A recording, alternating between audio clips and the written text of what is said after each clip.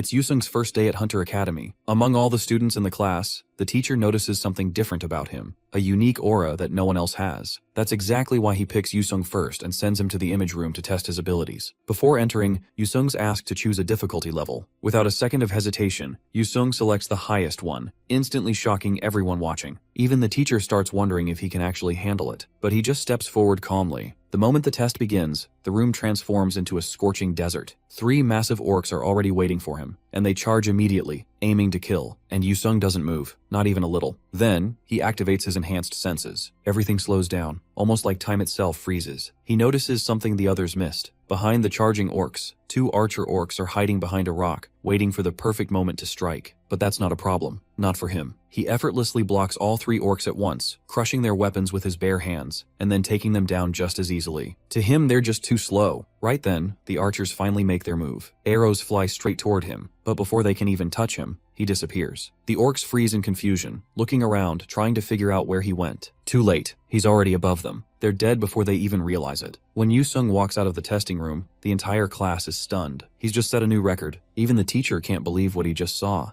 So now there's only one question. Why is Yusung this fast, and this strong? Deep in the mountains lived an old man, known as the Fist King. He believed that most hunters relied too much on their traits and not enough on their bodies. To him, real strength meant being able to crush a monster with bare hands, without depending on luck or talent. Because of that belief, he searched for a disciple who could surpass all hunters. He found that disciple in an orphanage, a small boy, Shin Yusung, with an unusual constitution. The child was born with the rare 9-blocked chi pathways, a body that granted overwhelming mana, sharp senses, and perfect physical balance but also shortened the lifespan of its owner. Normally, such a person would die young, unable to handle the power inside them. However, he also possessed another constitution called abundance of bodily chi, which balanced the flaw and allowed his body to endure what others could not. The old master saw that combination as something that would never appear again in human history. He took the child from the orphanage and brought him to the mountain, deciding to raise him himself. From that day, his life became nothing but training. On the 701st day after the training began, at the age of 7, he managed to defeat a wild boar with his bare hands. The old man only compared him to the legendary sword god, who had defeated a rank 2 monster at the same age, and complained that his result was still not enough. Instead of praise, he received stricter training. On the 1040th day, at the age of 8, he shattered a giant tree with a single punch. Even then, the master remained dissatisfied. From that point on, the training became even harsher, pushing him past the limits of normal hunters. Years passed on the mountain, and the boy's strength grew to the point where ordinary hunters could no longer compare. During one sparring session, the master suddenly attacked without warning and sent him sliding back with a single punch. Instead of stopping, he forced himself to counter, changed his movement at the last moment, and appeared behind him to strike. The attack was stopped with one finger, yet the old man finally admitted that his posture had improved. Even so, he warned him not to become satisfied,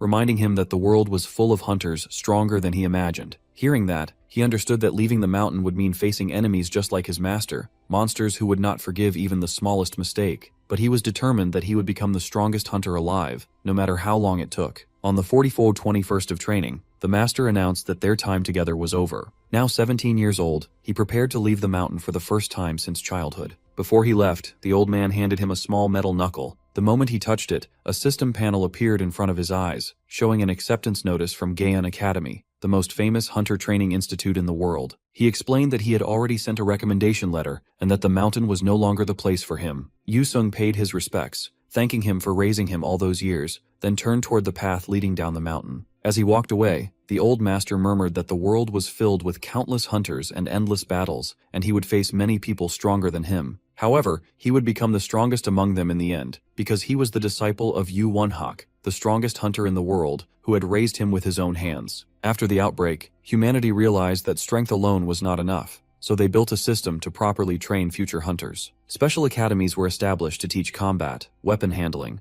monster knowledge, and control over traits. Among them, the most famous institution was Gaon Academy, known for producing the strongest active hunters in the world. Students who entered the academy spent 3 years learning everything required to survive on the battlefield. On the day of admission, the boy arrived at the academy for the first time and was welcomed directly by the headmaster. The one waiting for him was Headmaster Jin Byung-cheol, a man known for judging talent with a single glance. He welcomed the newcomer politely and asked if he truly wished to enroll in Gaon. Although his expression looked calm, the headmaster was already certain that the boy must be extraordinary. He was the disciple of Fist King Yu Wonhak, the hunter who was famous for overwhelming strength without relying on traits. Because of that, Byung-chul assumed that the boy would at least possess an S-rank ability. That expectation shattered the moment the boy revealed his trait. It was an F rank. Byung-chul thought he had misheard and tried to laugh it off, saying that it was impossible for Yu Won-hak's disciple to have such a low rank. Instead of correcting himself, the boy opened his status panel and showed it directly. The only ability listed was heightened focus, which was classified as an F-rank trait. For a moment, the headmaster could not speak. Sweat formed on his forehead as he realized the old man had sent him someone with the lowest possible ranking. The boy simply stated that his master had trained him to fight without depending on traits. Hearing that, Byung-chul understood that the old coot had done this on purpose. Even so, he could not refuse the recommendation he had promised to accept. After calming himself, he explained the academy's rule. At Gaon, rank alone meant nothing. Anyone who wished to enroll had to prove their ability in combat, even if their trait was the lowest. Soon after, a notice spread across the academy announcing a special enrollment test. Any student who defeated the newcomer would receive 50 school points as a reward. The announcement also mentioned that the challenger was the disciple of the Fist King, which quickly drew everyone's attention. Among the students, one boy reacted louder than the rest. Known for his arrogance, loudmouth Ju Hajin immediately decided that the test was an easy chance to earn points. When he heard that the Fist King's disciple's trait was only F rank, he became even more confident and declared that he would handle the fight himself. He even told his classmates that anyone who wanted the reward should try to stop him first, then walked out of the room with a smug smile. He grinned about the fact that he would gain 50 school points with such ease, pondering the Fist King might take him as his disciple. On his way to the arena, he accidentally bumped into the top-ranked student, Ice Princess Adela. The moment he recognized her, his confidence disappeared,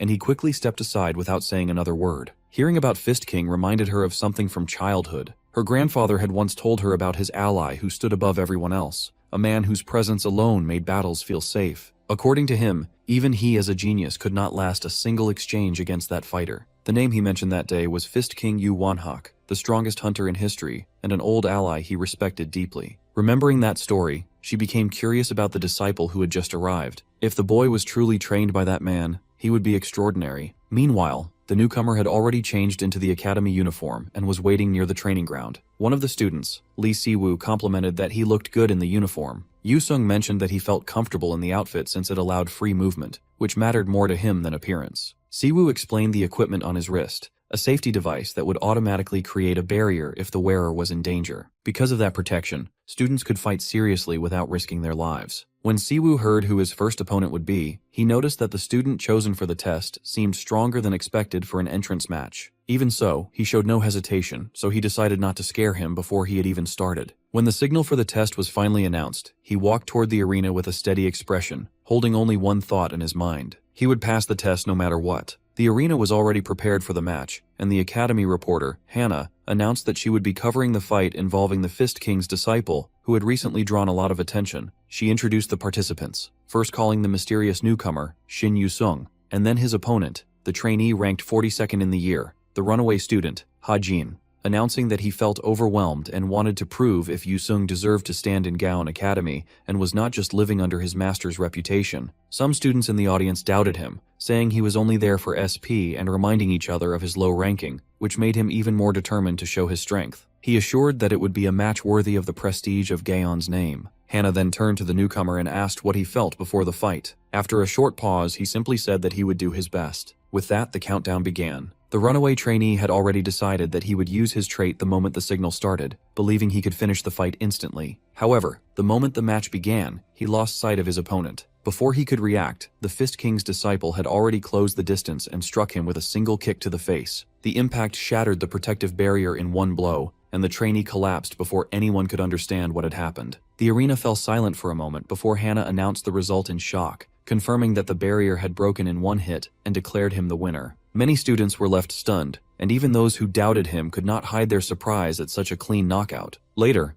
Hajin woke up in the infirmary, still confused about where the hell he was at the moment. The doctor calmly told him where he was and handed him medicine, but his thoughts remained on the fight. He could not remember seeing the attack at all, which made him realize that the opponent was in no world an F rank. The thought alone sent a chill through him. At the same time, Yu-sung was called to the principal's office, where the old head greeted him with a satisfied smile and officially congratulating him on becoming a student of Gaon Academy. Although the result had gone as expected, the principal knew it was still too early to judge his true ability. Even if he carried the lowest rank, he was still the Fist King's disciple, and that alone made him different from the others. Because of that, the principal reminded him that the entrance test was only the beginning. If he truly wanted to follow his master's path and become the strongest hunter, then he should aim for the highest goal in the academy, the group known as the Sevens, the 7 rankers who represented Gaon itself. No F rank had ever reached that position before, which made the challenge almost impossible, but the principal kept it hidden. He told him that a path always existed, even if only 7 people could reach the end of it. Before the conversation could continue, another student asked for permission to enter. The principal allowed it and explained that the newcomer was attending Gaon for the first time and needed someone to guide him around the academy. The student stepped inside, and the moment the two saw each other, he remarked that they had met before, as Siwoo greeted him like an acquaintance, confirming that their meeting at the academy was not the first. Siwoo guided the newcomer through the academy, explaining that the principal had asked him to show him around since he was already familiar with the place. The disciple thanked him, and Lee Siwoo casually introduced himself, saying he could just call him Siwoo.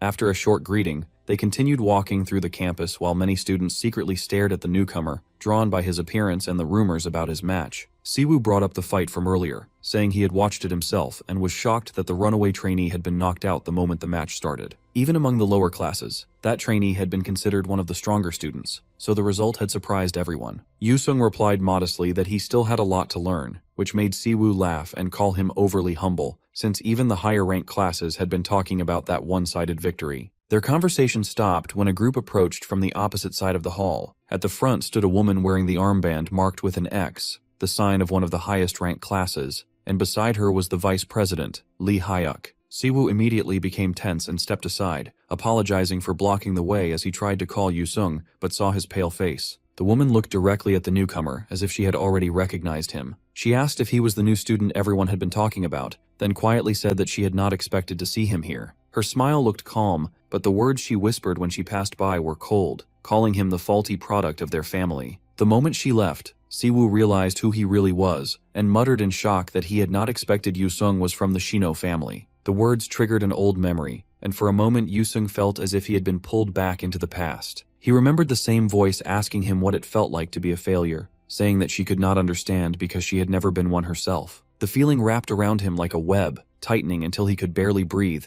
and he only returned to his senses when Siwoo called out to him, noticing that his face had turned pale. Thinking he might be exhausted from the exam and the match, Siwoo suggested going straight to the dorms, especially since the rain outside had started to pour heavily. Yusung agreed, and they headed toward the residential building. The dorm assigned to new students was much simpler than the higher rank ones, and Siwoo apologized, saying that better rooms were given only after climbing the rankings. He expected the boy to be disappointed, but instead he seemed relieved, saying the place was good enough for him. Surprised by the reaction, Siwoo handed him the key and told him to call any time if he needed help, then left him to rest. After washing up, the disciple lay on the bed and stared out at the rain hitting the window. The sound reminded him of the day his life had changed. He remembered sitting in a car while a cold voice told him to blame them all he wanted, but that every human had a limit, and that trying to go beyond it only brought despair. Because he had been born into the Shino family, he should understand that better than anyone. Not long after, he had been left at an orphanage with nothing, and at that time he had believed it was his own fault for failing to meet their expectations and for not being like his older sister. Thinking that way had made it easier to accept being abandoned, convincing himself that it was natural for someone weak to be thrown away. That belief had continued until the day another figure appeared before him,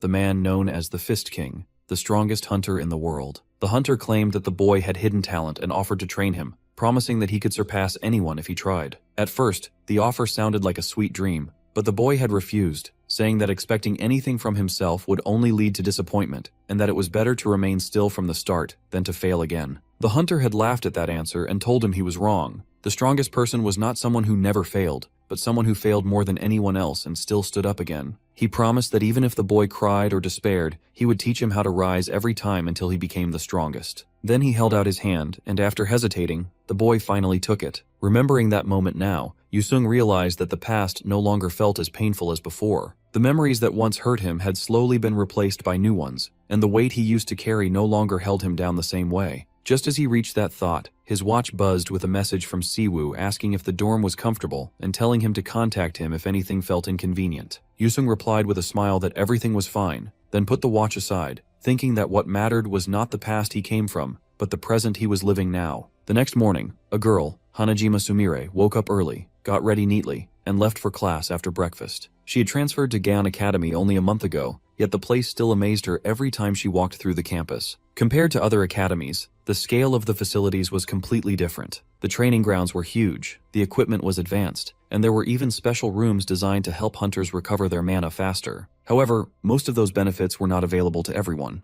The best facilities were reserved for the highest-ranking students, the group known as the Sevens, and for someone like her, they felt like something far out of reach. Her own ranking made that reality clear every day. She stood at 659 in F class, almost at the bottom, so even though she passed the advanced buildings every morning, she could only look at them from the outside before heading to her regular classroom. That day, their lesson was held in the image room, which immediately made the class restless because such rooms were rarely given to lower ranks. When everyone gathered, the instructor introduced himself as Lin Xiao and explained that he had once been a rank 5 hunter. He told the students not to feel pressured, promising that he would focus on teaching them properly. As proof of that, he had obtained permission to use the image room for training, something normally reserved for higher classes. Even though they were only F class, he wanted them to experience real combat simulations instead of basic drills. While the students were still surprised by the announcement, the door suddenly opened and Siwoo rushed in with the newcomer behind him, apologizing for being late and explaining that he had been giving the new student a tour of the academy. Shin Yu-sung calmly introduced himself, and the moment Sumire saw his face, she immediately recognized him as the student everyone had been talking about since the entrance match. The teacher also recognized the name and said he had heard rumors about the Fist King's disciple joining the academy. After hearing the confirmation, he looked at him with interest, finding the situation strange. A legendary hunter's disciple having an F-rank trait sounded like an odd combination, yet the aura he felt from him did not seem ordinary at all. The teacher praised Yu-sung for his hard work, to which he mentioned that he had never skipped a single day, which made the teacher nod in approval and say that diligence and consistency were more important than talent for any hunter,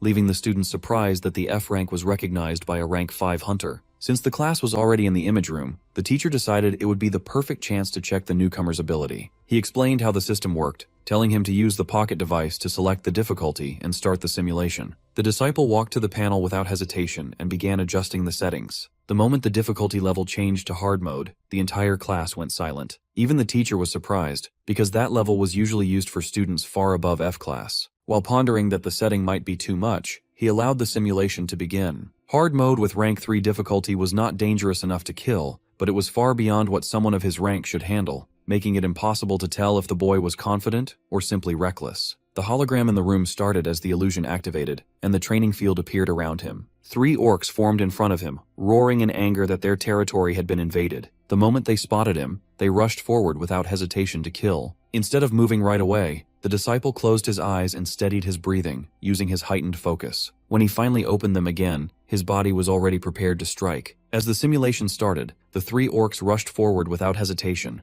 trying to overwhelm Yu-sung with brute force. Instead of reacting immediately, he used his trait and carefully read the battlefield. In the middle of the charge, he sensed another presence behind the rocks at the edge of the field. 2 archers were hiding there, waiting for the right moment to strike. It was a basic hunting strategy, using the warriors in front to exhaust the opponent before finishing the fight from a distance, so he decided to deal with the front line quickly before the real attack began. One of the orcs swung its blade toward him, but the strike was blocked effortlessly. In the same motion, he grabbed the creature by the face and slammed it into the ground, then stepped aside and deflected the second attack with speed that shattered their axe. Seeing the front line collapse faster than expected, the hidden archers immediately fired their arrows, trying to catch him off guard. The moment the arrows were released, smoke burst across the field from the impact, blocking their view. When the smoke cleared, the 3 warriors were already down, and before the archers could understand what had happened, our boy appeared behind them. With 2 quick strikes, both were knocked out before they could prepare another shot. The simulation ended instantly, and the result panel appeared in the room, showing that student Yu-sung had cleared rank 3 hard mode. The time displayed was 1 minute and 11 seconds, faster than any previous record.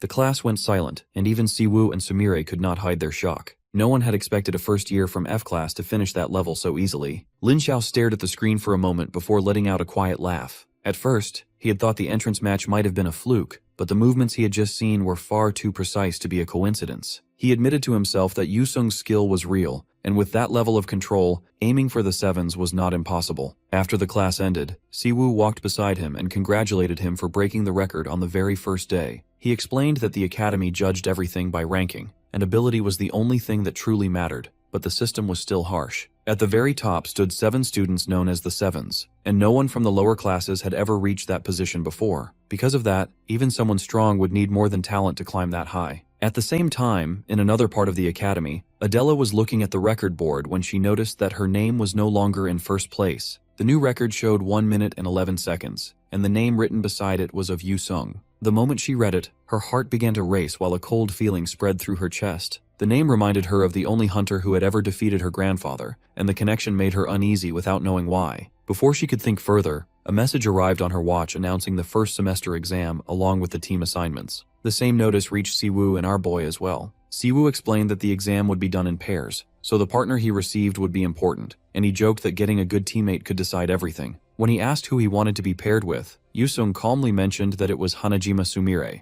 At the same time, in her dorm room, Sumire read the same message and suddenly panicked, shouting his name out loud without realizing it herself, only noticing after that her face had turned completely red. The next day, the cafeteria was louder than usual because everyone was talking about the upcoming exam. Most students were more worried about surviving than getting a high score, and many were discussing how important it was to be paired with a strong partner. Some even argued about hierarchy, saying that in this academy it was normal to follow those ranked above you, because rank decided everything. Watching the noisy crowd, Siwoo explained that this was how things always became before an exam. The result would determine which class a student belonged to, and the difference between ranks was huge. Higher classes received better training, better facilities, and more opportunities, while the lower ones had to struggle with limited support. Because of that, even a small change in ranking could completely change a student's life at the academy. While he was talking, a girl suddenly sat beside them and joined the conversation, as if she had always been there. She introduced herself as Rania and greeted Yu-sung with bright enthusiasm, saying this was their first proper meeting. The moment she looked at him closely, her excitement overwhelmed her as she dramatically declared that if he ever had free time, he should consider marrying her. The sudden comment left him speechless, while Siwoo quickly stepped in and explained that Yu-sung couldn't understand jokes. Rania immediately denied it and insisted she was completely serious, which only made the situation more awkward. Siwoo tried to change the topic and told her she did not need to sit with them just because they were exam partners, but she replied that she was not there for him at all. She said she only wanted to know who Yu-sung had been paired with, since everyone was curious about it. Hearing that, Siwoo hesitated for a moment, then said she should not be too surprised when she saw the result. When the pairing panel appeared, the name shown beside Yu-sung was Sumire, and Rania reacted with obvious shock. Seeing their reaction, Yu-sung asked why everyone looked so surprised. Siwoo struggled to explain, and finally admitted that even among F-class students, she was known for being unusually weak. Rania added that the problem was not only her strength. When she first transferred to the academy, everyone had tried to help her because she was extremely quiet and never raised her head, but strange rumors had started to spread soon after. According to those stories, one student had returned to the classroom late at night and found her alone, surrounded by an ominous aura while writing something disturbing in her notebook. No one knew what she had written, so the story became exaggerated. Another rumor said that someone once picked up a handkerchief she dropped, only to find it filled with long strands of hair. There were even wilder stories claiming she had transferred from Japan after putting her entire class in the hospital. Rania admitted that she did not really believe all of that, but the truth was that Sumir's actual ability was far below what anyone expected. Even in F-class she struggled because of her weak strength. Siwoo added that he had heard she used to be one of the best students in her old academy, which made the situation even stranger. Hearing that, Yu-sung thought that the only way to understand the truth was to hear it directly from her instead of relying on rumors. Before they could say anything more, a quiet voice spoke from behind them. Sumire had been sitting there the whole time, and she apologized for being assigned as his partner, saying she knew everyone felt disappointed when they got someone like her. She admitted that she was weak, that she could barely use her ability, and that she had even lost to a rank 1 monster before, so she understood why people saw her as a burden. The atmosphere became so uncomfortable that Siwoo and Rania quickly excused themselves, saying they would leave the two of them alone. After they were gone, Yu-sung suggested going outside to talk, and they walked to the garden where it was quieter. He handed her a drink and waited until she calmed down before Sumire tried to talk. Sumire said she was aware of how weak she looked, but the rumors about her were mostly misunderstandings. The night she stayed in class, she had only been writing in her ledger, and the hair people talked about was not something strange, but a requirement of her trait. She then revealed that her ability was called Controller of the Undead, a rare black magic type trait that specialized in summoning undead servants. The problem was that she could only use one skill so far, and it required her to offer her own hair as a catalyst. To prove she was telling the truth, she placed a strand of hair on the ground and activated the skill. Dark energy spread across the floor like liquid, covering the offering before slowly taking shape. From the strange acidic glow, a skeleton emerged up from the ground. To Yu-sung's surprise, the skeleton Sumire summoned stood there timidly, without moving properly. Seeing this, Samir admitted that there was a serious flaw in her summoning skill. To demonstrate the problem, she ordered the skeleton to attack a nearby tree. The skeleton stepped forward and threw a punch, but the moment it struck, its bones cracked and the whole body shattered into pieces. Watching this, Yusung realized the issue. Samir's summoning required hair as a catalyst, and the strength of the summon depended on the owner of that hair. Since transferring, she had lost access to the people she used before, which meant her summons had become much weaker. He understood that she must have relied on stronger students in the past, but after leaving Japan for Korea, those connections disappeared, making it hard for her to ask anyone for help, especially students stronger than her. Yusung called out to her and offered a strand of his own hair. Samir hesitated at first, saying that most people felt uncomfortable becoming a material for her skill, but Yusung told her to use it without worrying. Accepting it, she performed the summoning again. This time, the skeleton that appeared looked completely different. Its body was firm, and the light in its eyes was clear and steady. When she ordered it to attack the tree, the skeleton rushed forward and struck with full force. The impact alone was strong, but right after the hit, a blueprint of his impact spread across the tree, and a powerful blast followed, shaking the surroundings. Samir was stunned. Normally, her summons could only reproduce about 30% of the original owner's strength, yet this one showed far more power than she expected. Yusung simply said that this level should be enough to be useful during the test. Hearing that, Samir stared at him in disbelief, feeling that with his help, she might finally be able to keep up with the others. She grabbed his hand and apologized, then awkwardly asked if she could have a few more hairs. Yusung sighed and remarked that giving that many would be troublesome, but he did not refuse. The scene then shifted to the principal's office, where the principal was looking over a map of Jewel Island. Lin Xiao entered,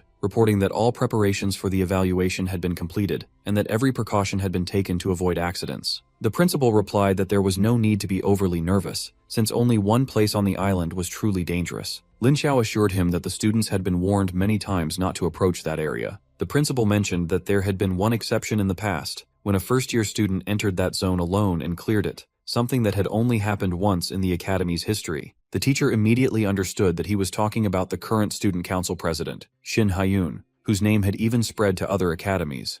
The principal confirmed it and said that she was born a genius from the Shino family, and that someone like that could only be stopped by another monster just like her. The next day, as the ship departed, Adela stood on the deck feeling the wind while looking at the sea. While she was lost in thought, Kim Yuna from first-year A class, who ranked second, approached her and asked why she looked so serious. Adela ignored her and walked past, which made Yuna annoyed. She stopped her and suggested having another match, saying that the ship even had a training arena, so it was a perfect chance to settle the score. But Adela retorted that it had only been 3 days since their last fight, which made her question why she wanted another match so soon. Yuna insisted that she could win this time, but Adela calmly denied it. When asked why she looked persistent, Yuna admitted that she simply hated losing, which was why she wanted a rematch. Before the argument could continue, a voice called out for the new transfer student. Adela glanced to the side and saw him walking with Siwoo. Yuna noticed her reaction and pointed out that he was the disciple of the Fist King, the same man who had once defeated Adela's grandfather. She teased her, saying that it would not be strange if the rankings changed because of him, and that the #1 position might not stay the same forever. Adela showed no interest in the provocation and walked away, saying that if anything changed, Yuna would fall to 3rd place instead. Left behind, Yuna angrily muttered that the matter was not over yet and complained about how irritating everything felt, while her eyes briefly followed the transfer student. The scene shifted to the lecture hall, where Siwoo began explaining the second quarter evaluation on Jewel Island. He revealed that the island was actually the corpse of a rank 7 boss monster known as the Abyss Whale, a gigantic creature once capable of swallowing an entire cruise ship in a single bite. It had been defeated long ago by the Fist King and other legendary hunters. When Rania wondered how such a monster became an island, Sumir explained that the residual mana from the whale remained after its death. Siwoo continued the explanation, saying that the corpse absorbed the surrounding reef and gradually transformed into land. Because of the heavy mana concentration, new plants, monsters, and minerals were created, forming a unique ecosystem. The island was called Jewel Island because many of the monsters carried jewel-like ores on their bodies. After that, Siwoo showed the scoring system for the evaluation. Rank 1 monsters were worth 1 point, Rank 2 monsters 5 points, and Rank 3 monsters 30 points, while the Crystal Golem was worth 200 points. Hearing the number, Sumire reacted with excitement, but Siwoo immediately warned them that no low-rank class had ever defeated a Crystal Golem. It was a Rank 3 boss monster, and fighting it recklessly would only lead to failure. He advised everyone to aim for safe points instead of chasing big rewards, explaining that defeating Rank 1 and Rank 2 monsters steadily was enough to reach the average score. After finishing the explanation, he lightened the mood by saying that chances to ride a cruise ship like this were rare, so they should also enjoy the trip and the food while preparing for the test. which raised the students' morale as they got excited for tasting expensive dishes. After that, the four of them spent a long time eating together on the ship. The food kept coming, and each dish tasted better than the last, so they continued eating far more than they planned. They tried the juice, dumplings, and several kinds of meat, and by the time they stopped, everyone was completely full. Later that night, they sat down to rest, complaining that they had eaten too much. Rania said she felt like she might throw up, while Siwoo looked exhausted, but Yusung seemed perfectly fine and said that he had enjoyed the day. Seeing that he was still energetic, Siwoo joked that he did not look tired at all. Rania decided to go rest first, and Siwoo followed soon after, leaving only Yusung and Sumire together. Now alone, Sumire became nervous and avoided looking directly at him. She quietly said that the day had passed very quickly. Yusung agreed and told her that moments like this were something he had never experienced while living in Martial Spirits Mountain. Since they would arrive at Jewel Island the next day, she suddenly became uneasy and wondered if she would end up being a burden during the test. She apologized for saying something negative on a day that had been fun, explaining that it was a bad habit of hers. Whenever she felt happy, she started worrying that she would make a mistake and ruin everything again. Yusung calmly told her that she did not need to think that way. Everyone makes mistakes, and if something went wrong, he would help her because they were partners. His words surprised her, and she said that he was very kind. She added that he did not seem like someone who would ever make mistakes. Hearing that, Yusung remembered his time in the mountains and shook his head. He recalled how he once caught a bear cub without thinking, only to be chased by the mother until his master stepped in and defeated it easily. There were also many times when he failed to recognize poisonous plants and made careless decisions because he believed he was ready when he was not. He admitted that he had made many mistakes and that every time, his master corrected him, which was why his master had become such an important person in his life. Sumire listened quietly and said that she understood. Her family was just as important to her, even though she had not been able to see them since transferring schools. When Yusung asked if she missed them, she replied that coming here had been her own choice, so she could not complain, but she still looked at their photos often, as she hesitated to ask if he wanted to look at her family. She then showed him a picture of her family, happily pointing out her parents and her siblings while asking if they looked cute. Yusung nodded, and she laughed, saying that one of them, Suguha, was especially mischievous compared to her. After a moment, Yusung asked something he had been wondering for a while. He said he did not believe the rumors about her hurting her classmates and wanted to know why she had transferred to such a distant place. The moment he asked, Sumire's expression changed. The smile disappeared, and her eyes lost focus as if she had been pulled back into a painful memory. She tried to speak, but her voice became uncertain, and her vision seemed to blur as the mood suddenly turned heavy. Memories suddenly resurfaced in her mind. She saw flashes of her trademark embedded in her hand, followed by the chaos that came after it. Shadows spread everywhere as countless skeletons rampaged through the area. The screams of injured students echoed around her, and their voices blamed everything on her. They cursed her greed, saying the disaster happened because she collected the hair. Some accused her of dragging everyone into danger, while others treated her like a criminal. Surrounded by anger and fear, she broke down in tears and blamed herself for being too greedy, wishing she could run away from everything. The memory ended abruptly, and in the present she found herself unable to speak as tears rolled down her face. Before she could gather herself, a voice gently interrupted. Our boy apologized to her and held her hand, telling her that she did not need to say anything if it only brought pain. Hearing that only made her feel more guilty, and she quietly apologized instead. He calmly reassured her that everyone had things they wanted to hide, and there was nothing wrong with that. Those words made her bite her lips, but the tension in her heart eased, and she realized how attentive he always was. By dawn the next morning, the ship finally reached Jewel Island. As the students stepped onto the shore, the teacher announced that the test would begin there. Not long after entering the forest, the sound of someone shouting for help echoed from deeper inside, reminding everyone how dangerous the island was. Sumire touched the pocket of her stored hairs and recalled the rules explained earlier. The size of the jewel depended on the monster's rank, and stronger monsters would give more points. The goal was simple: collect as many jewels as possible within 2 hours, and the points would be counted once the jewels were placed in the pocket. Remembering that, she made up her mind that she did not want to become a burden to anyone this time. Yusung suddenly called out to her, bringing her back to reality, and suggested that they should split up from there. She agreed, though she still looked nervous. He reminded her that she had his special item with her, so even a rank 3 monster should not be a problem. He confidently encouraged her, telling her she would be fine, and his carefree attitude made her feel strangely reassured. With that confidence, she decided to start the test on her own. She believed that with the secret weapon she had, which was Yusung's hair. However, just as she prepared herself, something suddenly rushed out from behind the trees and slammed straight into her, leaving her in complete tears. Inside the forest, Siwoo and Renaya moved carefully while collecting points one by one. Since the test was being held in a dense area, Siwoo directed her to avoid using too much power and focus on fighting only when necessary. Rania asked him to use his clairvoyance to search for targets, while she prepared to attack the moment he located one. After spotting a deer nearby, he left the attack to her. The animal rushed toward them, but she burned it instantly, turning it to ashes before it could get close. She complained that the warning came too late, yet he reminded her that the test had only started, and she needed to stay focused. Another presence soon appeared, and this time it was a large boar charging straight at them. Its size alone made her panic for a moment. He tried to shoot it with his bow, but the timing was off and the attack failed to stop it. Realizing he was not yet comfortable fighting like this, he hesitated, and the boar crashed into him, damaging his barrier heavily. Even so, he forced himself to stand his ground and finish the fight at close range, stabbing the beast in the head. After the monster fell, she rushed to check on him. He admitted that he was still not used to the bow, and that his barrier had taken serious damage. Once again, he had needed her support, which frustrated him more than the injury itself. She suggested that they should rest for a while so he could restore his barrier, and he agreed without arguing. While he lay down to recover, he could not believe how close he had come to being eliminated so early in the test. His thoughts drifted to the others, wondering how they were doing, though he felt certain that at least Yusung would be fine no matter what. Elsewhere in the forest, the drone watching the exam captured a much more dangerous situation. A group of students was running in panic after accidentally provoking a jewel elephant. The massive creature chased them through the trees, and they quickly realized they had no way to outrun it. Someone suggested fighting, but the idea sounded reckless since facing a rank 3 monster without preparation was almost suicide.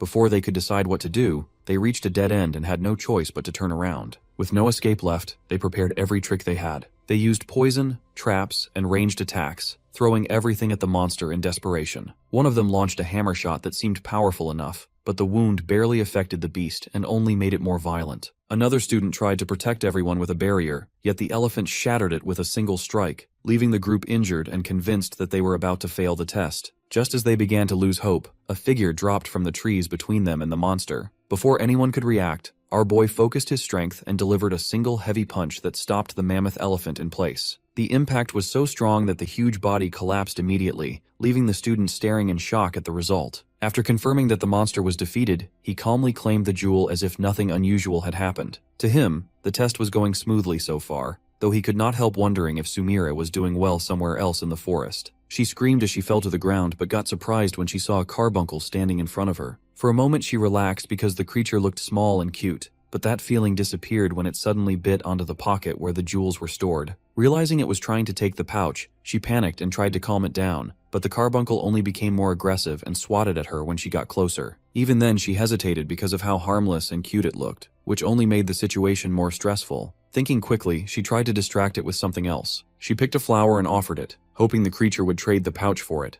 but the carbuncle rejected it immediately and turned away as if it hated the smell. With nothing else around that might work, she forced herself to think harder and came up with another idea. She quickly gathered the clovers she had, cut them into pieces, mixed them with honey and carrots, and made a small snack to use as bait. When she presented it, the carbuncle's attention shifted at once, and the creature began drooling at the smell. The moment she was sure it worked, she threw the food away from her. The carbuncle rushed after it without hesitation, giving her the chance to grab the pouch back. She let out a long sigh of relief after confirming that none of the hair she carried had been lost. However, the moment the danger passed, she looked at the creature again and quietly prepared her skill. Using the strand of hair as a medium, she activated the summoning ability. The carbuncle sensed something strange as it glanced behind to freeze in place, but before it could escape, the skeleton had poached it. She apologized under her breath, knowing the creature would grow another jewel later, and calmly finished the hunt. The scene shifted to another part of the island, where one of the students was streaming the test live for her viewers. Amy represented a famous burger brand. She treated the stream like a show and spoke cheerfully while checking the rankings. The number of viewers kept rising, and she excitedly announced that they would look at the current leaderboard. The first place was exactly who everyone expected. The top student had held the position ever since entering the academy, and her rare attribute made her one of the strongest prospects in the hunter world. The second place belonged to the class president of A class, Kim Yuna, whose electric ability was known for its destructive power. What surprised her most was the third place. The transfer student who had started from the lowest rank had suddenly climbed to the top in a very short time. She replayed the footage to show the viewers how he had defeated a jewel elephant with a single strike, and the chat exploded in disbelief. Not only was the attack overwhelming, but his calm attitude afterward made him stand out even more. Watching the clip, she became convinced that he had the potential to become a star and decided she wanted to meet him in person if she got the chance. Just as she was talking, the rankings changed again, and another unexpected name appeared in 4th place. She stared at the screen in confusion because Sumir had always been near the bottom since transferring. According to what she knew, Sumir used to be talented before coming to the academy, but lately she had not shown any good results. Seeing her suddenly climb so high made the viewers just as shocked, and the chat quickly filled with questions about what was happening. At that same time, Sumire herself was sitting calmly in the forest, cooking as if nothing unusual was going on, leaving Amy awestruck. Sumire felt relieved that her earlier plan had worked perfectly, and believed things were finally going well for her. Since she expected Yusung to return soon, she focused on finishing the preparations before he came back. She also wondered how Yusung's skeleton she had summoned was doing, since it had run off earlier upon her orders to collect the jewels. She contemplated that it was probably influenced by her mana since she was the summoner. Hoping she did not set her expectations too high, she told herself a passing grade would suffice, as she just wanted it to return safely. Not far from her location, the skeleton was doing wonders as it grabbed another jewel from its hunt. Behind it lay a trail of defeated monsters, while its arms were already full of jewels gathered from one fight after another. The results of the hunt kept increasing her points without her even knowing, and the pile of gemstones continued to grow as the creature silently carried out her command. At sunset, Yusung was in front of Sumira as she placed a pot between them and proudly served the curry she had prepared. She confidently said that the final topping had been added and the dish was complete, asking him to accept the meal she made. He took the spoon with curiosity, but the moment he tasted it, the flavor surprised him. The sweetness of the onions blended perfectly with the rich aroma of the curry and the soft texture of the meatballs, and the fried chicken matched the dish so well that it felt like the final piece of a puzzle falling into place. Compared to the simple curry he used to eat before, this felt like something entirely different, making him realize how good real cooking could be. Seeing his reaction, she became nervous and wondered if the taste was not good enough, but her worry disappeared when he suddenly asked for another plate, which immediately made her happy. At that moment, a panel appeared to announce the halfway results of the test. The rankings showed Adela in 1st place, Kim Yuna in 2nd, Shin Yusung in 3rd, and Sumiri in 4th, leaving Siwoo and Renia petrified on the spot. Sumir herself was shocked by the result and could not believe she had reached 4th place. While at the Hunter Association's Academy City branch in South Korea, the branch manager, Mei Lin, entered the office to give a report, but the association leader was watching footage of the students. The screen showed them talking about the current rankings, with some surprise that the F-rank student was already in 3rd place, while others remained confident that the real competition had only begun. Malin explained that these were Gaon Academy students, and that the association president himself was observing their progress. He replied that there was one student he was especially curious about, the disciple of the Fist King. Although Malin tried to mention that he was F rank, the president corrected her that he was in 3rd place, as to prompt her to praise his achievement. But she pointed out that the rank system usually made it easy to measure ability. She believed that some individuals could go beyond what the numbers showed. When she wondered if the boy might have talent comparable to legendary hunters, the president admitted it was only a guess, but he felt that the student possessed something rare that they had been craving. Back at the camp, Sumir still could not believe she had reached 4th place, thinking it must be a dream. Yusung told her that this result was only the beginning and that they still needed far more points if they wanted to reach the level they were aiming for. He believed that if it were her, they could pull it off, which made her emotional, though she was unsure if she could really be of help. Even so, she promised to do her best. Not far away, 2 students hid in the bushes while watching them. After confirming their target, they quietly said that they had finally found them, and it looked like they got lucky today. Deep in the forest, a group of students gathered around a pile of jewels they had collected throughout the day. They proudly stared at their jewels and talked about how this result would push them higher in the rankings. Some of them were already imagining being assigned to a better dormitory once the test ended,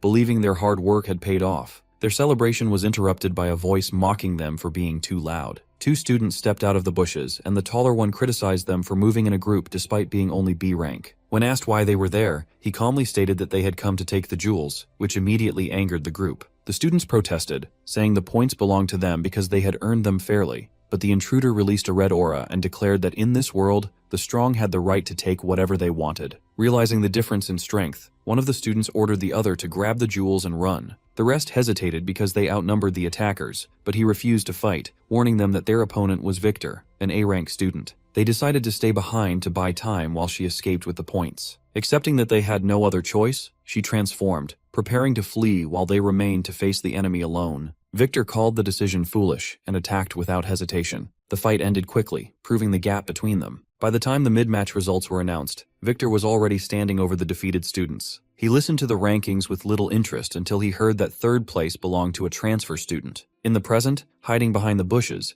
Victor contemplated that the girl beside him was from F class, which was a measly prey. He just had to take care of Yusung. The excitement made him giggle, thinking that he was too lucky today. While resting in the forest, Samir mentioned that it was getting late and checked the pocket where they stored their tents. At that moment, Yusung suddenly felt something strange and stood up, sensing danger nearby. From the bushes, several bats flew out, followed by a dark aura spreading around them. A barrier formed, trapping them inside, and Victor appeared with his partner, praising them for collecting so many points despite being F rank. He ordered them to hand over everything without resistance. Sumir nervously called him a point hunter, explaining that people like him avoided real battles and stole points from other students instead. Victor laughed at the reaction, but he grew irritated when the boy calmly stepped forward and apologized, declaring that he had no intention of giving up his points. Seeing this, Victor's partner warned that the situation grew dire now because what irked Victor the most was a weak guy who talked a lot. As expected, Victor released his aura and declared that he would tear him apart. The wind inside the barrier began to swirl as his transformation increased his speed and power. Confident, Yusung closed his eyes to focus. Taking the chance, Victor moved to strike from behind, believing the fight was already over when the boy closed his eyes. He screamed that he wouldn't be able to see him within this darkness. The next moment, the outcome was completely different from what he expected. Before Victor could land his attack, a fist struck his face, stopping him instantly. Our boy focused his flow of energy and unleashed his battle god style of heavenly ascent. The blow carried through his body and penetrated through the barrier itself, sending Victor flying back as the shock of the attack left everyone frozen in disbelief. At the camp, several students rested while the drones hovered nearby, recording everything. Among them, one of the 7 members, Park Soo-hyun, stood in frustration, feeling that the test had gone wrong from the beginning. Earlier, he had tried to recruit Yuna, believing that forming a strong group was the only way to secure enough points. He had approached her confidently and explained that he had already planned the strategy and gathered members, and that with her strength, their victory would be certain. However, she quickly saw through his intentions. She pointed out that he was only looking for points and warned that if the test ended like this, he might lose his place among the 7s. When he showed dissatisfaction, she released a small spark of electricity as a warning, mocking him back to ask if he wanted to steal her points. Although he laughed it off at the time, the humiliation stayed with him. Back in the present, he admitted to himself that pride meant nothing here and that only skill decided everything. Trying to regain control, he stood up and began giving instructions to the other students. He ordered the party leaders to check their members and equipment before the next subjugation, confidently declaring that Class A would clear the test no matter what. Even while speaking firmly, the cave full of jewels mattered more to him.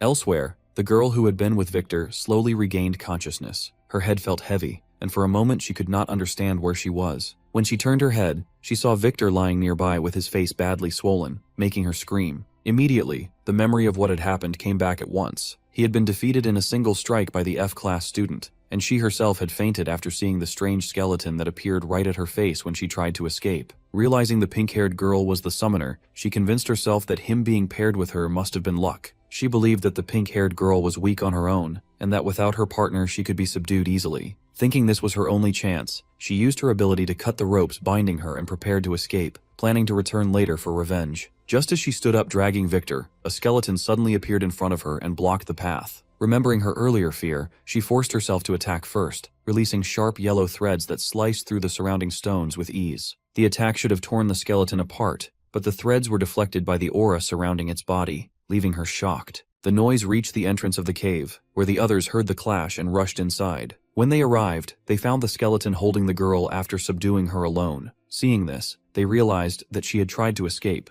Nearby, Victor, still in pain from the blow he had taken earlier, struggled to speak and muttered that he would rather be disqualified than endure this. Back at the camp, Soo-hyun was inside the tent organizing the next step of his plan when a student rushed in and reported that there had been a disturbance outside and that an intruder had appeared near the entrance. Hearing this, he frowned, believing that only the A-class students should have known about their operation. He immediately stepped out of the tent and told the student to guide him to the scene. As he walked, he recalled that 2 members had been injured earlier, so he had already suspected that someone might interfere. He saw the transfer student standing there with his partner, which confirmed his guess. Realizing who it was, Soo-hyun concluded that he must already know about their plan. The boy admitted that they had learned about it through an informant, but made it clear that he had no interest in revealing who it was. Soo-hyun replied that he did not need to ask, because there was only one possible person who could have leaked the information. He challenged him to consider whether he could start a fight after seeing their numbers. The surrounding students prepared themselves for a fight, assuming that the intruders had come to attack. However, instead of backing down, Yusung calmly stated that he had no intention of avoiding a fight, but his real goal was to defeat the crystal golem inside the cave first. His words stunned Soo-hyun and the others. They could not believe that two F-rank students were talking about clearing the cave alone, when even A-class groups had needed large teams to handle a single one. Some laughed openly, calling the idea ridiculous, while others said that even being the Fist King's disciple did not mean he could ignore the difference in rank. One among them asked Soo-hyun if they should simply drive them away, but he stopped them and allowed the two to pass. He coldly said that if they wanted to rush to their own death, there was no reason to interfere, allowing them to have a go. Proceeding inside, when one of the students worried that they might actually succeed, Soo-hyun dismissed the concern and said that people who did not understand their place needed to learn the gap in talent the hard way. Instead, he was learning an important lesson of difference in born talents and the despair of the inability to reach that peak. After saying that, he returned to the tent, deciding to continue his preparations instead of wasting more time. Inside the cave, Sumire looked around in amazement at the large number of crystals scattered everywhere. She realized that the information they heard had been true, and that many students must have gathered here before. He explained that the others were probably trying to close the point gap, which was why the cave had become so crowded, but he was relieved that they had been allowed to enter without fighting anyone. Even so, Sumire felt uneasy, thinking that the reason no one stopped them was simply because they were F-rank. Before she could say more, he suddenly called out to her and pulled her back. A powerful blast struck the ground where she had been standing, and he rolled aside with her in his arms to avoid the attack. After stopping, he warned her to stay alert because the opponent inside this cave was far stronger than anything they had faced so far. From the darkness ahead, a gigantic figure slowly emerged. A giant crystal golem stepped forward, its body shining like armor, and the pressure coming from it made it clear that the real battle had finally begun. At the monitoring room, Mei-lin quietly watched the live footage of the exam while the staff reported each incident. When the screen showed the two F-rank students entering the crystal cave, Lin Xiao standing behind her reacted in shock and said that the area was far too dangerous for them. He reminded her that the monster inside the cave had been estimated at danger level 4 and insisted that they should stop the students before something serious happened. Mei-lin remarked that he had probably already heard what was waiting inside the cave and still chose to enter. The teacher became more anxious and asked for permission to intervene, arguing that their safety should come first. She refused without hesitation and explained that danger was part of a hunter's job. According to her, this exam was meant to act as a filter, and through it, they would learn which students truly belonged there and which did not. Hearing that, the teacher realized why the students had been warned in advance. Whatever happened during the test would be considered their own responsibility, and the academy would not step in. Inside the cave, Yusung told Sumire that he needed her to do something important. He asked her to focus entirely on supplying mana to the skeleton from that moment on. She hesitated, worried that giving too much mana might weaken her control and cause the summon to act unpredictably. He reassured her that trust was necessary, and that if she and the skeleton could not believe in each other, they would never be able to fight as partners. After hearing that, she gathered her focus and strengthened the mana link. With the flow of mana increasing, the skeleton's aura rose, and both of them rushed toward the crystal golem. Sumire remembered that the link could only be maintained for about 10 minutes, which made her nervous, because she was not sure the battle could be finished in that time. Before she could think further, the golem threw a massive punch toward them. She immediately ordered the skeleton to block it, and the collision shook the entire cave. When the dust cleared, the skeleton was still standing, having stopped the blow, and it struck back with a counterattack. Seeing this, our boy felt as if he was fighting together with two bodies at once and praised her for keeping the mana steady. The golem became more aggressive and began launching repeated attacks, but the skeleton endured every hit while he supported it with precise control. Watching the exchange, she realized that the skeleton was moving in ways she had never commanded before,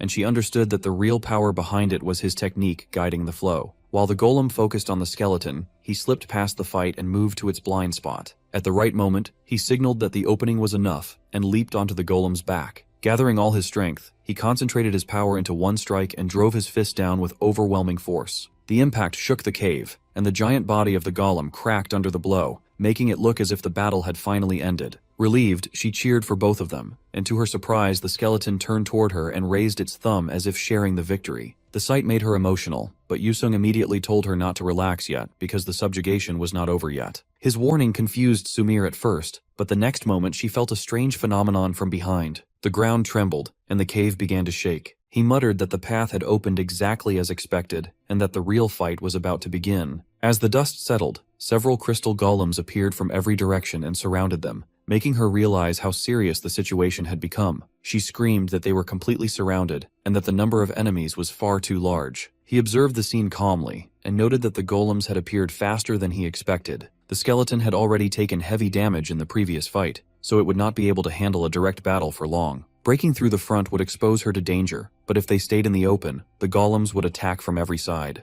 After thinking for a moment, he decided that it was safer to keep the wall behind them and face the enemies from one direction. He told her to stay back and use the skeleton to defend herself while he cleared a path first. She tried to stop him, worried that he would be overwhelmed alone, but he reminded her that a hunter had to make the best decision even in the worst situation. According to him, a true partner was someone who trusted that decision. After asking her to believe in him, he focused his senses, and the next moment his body moved so fast that it looked as if he had disappeared. He rushed straight toward the front line of golems and struck with a chain of savage dragon attack, shattering one after another before they could react. Using their bodies as footing, he moved through them in seconds and destroyed several more, leaving her stunned by the speed of the attack. However, in the middle of the fight, he noticed something strange. The golems were allowing him to hit their heads too easily, and the damage did not stop them the way it should have. Just as one of them collapsed, it suddenly rose again and swung its arm toward him. He reached a realization that the power source might not be in their heads. At the same time, she shouted a warning as more golems attacked from behind, their fists already swinging to crush. Just a moment later, our boy exhaled as he had blocked the blows in time. He apologized for worrying her, and admitted that he had assumed the core would be in the head like most golems. The situation reminded him of his training. His master had once explained that golems with large amounts of magic usually stored their core in the head or chest, and that hunters normally aimed there to end the fight quickly. But he had also warned that if the core was not in either place, the enemy could keep moving no matter how many times it was struck. In that case, the only way to win was to find the real source of the power instead of the body itself. Remembering those words, Yusung assured Sumire that he remembered the weakness of these golems. The golems found here were like an illusion, and the source of their strength, their core, was probably somewhere around here. He quickly looked around the cave and focused on the flow of energy. The golems in front of him felt different, as if they were only being controlled from somewhere else. After sensing the direction of the magic, he finally noticed a strong presence deeper inside the cave and realized where the real source was located. Watching the scene from the monitoring room, Mei Lin let out a quiet laugh, impressed that he had seen through the trick of the crystal cave so quickly. Outside the cave, the ground suddenly shook, and a powerful tremor spread through the forest. The students near the entrance froze in fear, realizing that something unusual had happened inside. Soo-hyun immediately sensed what it meant and concluded that the crystal golem deeper in the cave must have awakened. He counted the groups in his head and grew irritated, thinking that with the number of teams already sent in, the golems should not have been cleared so quickly. He cursed himself for missing a hidden passage and suspected that there was a route they had failed to notice. While the students were still confused, a whisper spread through the camp saying that the situation was becoming bad for them. Some whispered that the transfer student had already made it past the golem, which only made the others more doubtful. Soo-hyun cut the conversation short and told them not to make a fuss over rumors. He mocked the idea that 2 F-rank students could defeat a golem and said that the others were letting fear get to their heads. Instead of worrying about that, he warned them to stay alert for attacks from higher-rank students who might try to take advantage of the chaos. He quickly reorganized the groups, ordering one team to watch the surroundings while another checked their equipment. After a while, one of the students returned and asked what they should do next. Soo-hyun decided that the passage inside the cave was too narrow to send a large group, so only the highest-ranked students would enter with him. If something had really changed inside, he wanted to see it himself. At the same time, deep inside the cave, Yusung told Sumire to move back while he used his trait on the crystal formation that he had sensed earlier. Concentrating his power, he launched a heavy blow and shattered the crystal wall blocking the path. As the fragments fell, a warning panel suddenly appeared in front of him, showing a dangerous energy reading far beyond what he expected. The alert kept flashing, indicating that a high-level explosion had been detected ahead. Realizing the danger, he shouted for Sumire to get down immediately. The next moment, a beam of light shot through the passage with overwhelming force, tearing through everything in its path. When the dust finally settled, she slowly looked up and saw that the skeleton had been blown apart while trying to shield them. She hurriedly searched for Yusung, afraid of what she might see next. Before she could speak, another alert appeared on her watch, this time warning of a high-rank monster. The display showed the name of a rank 4 crystal golem.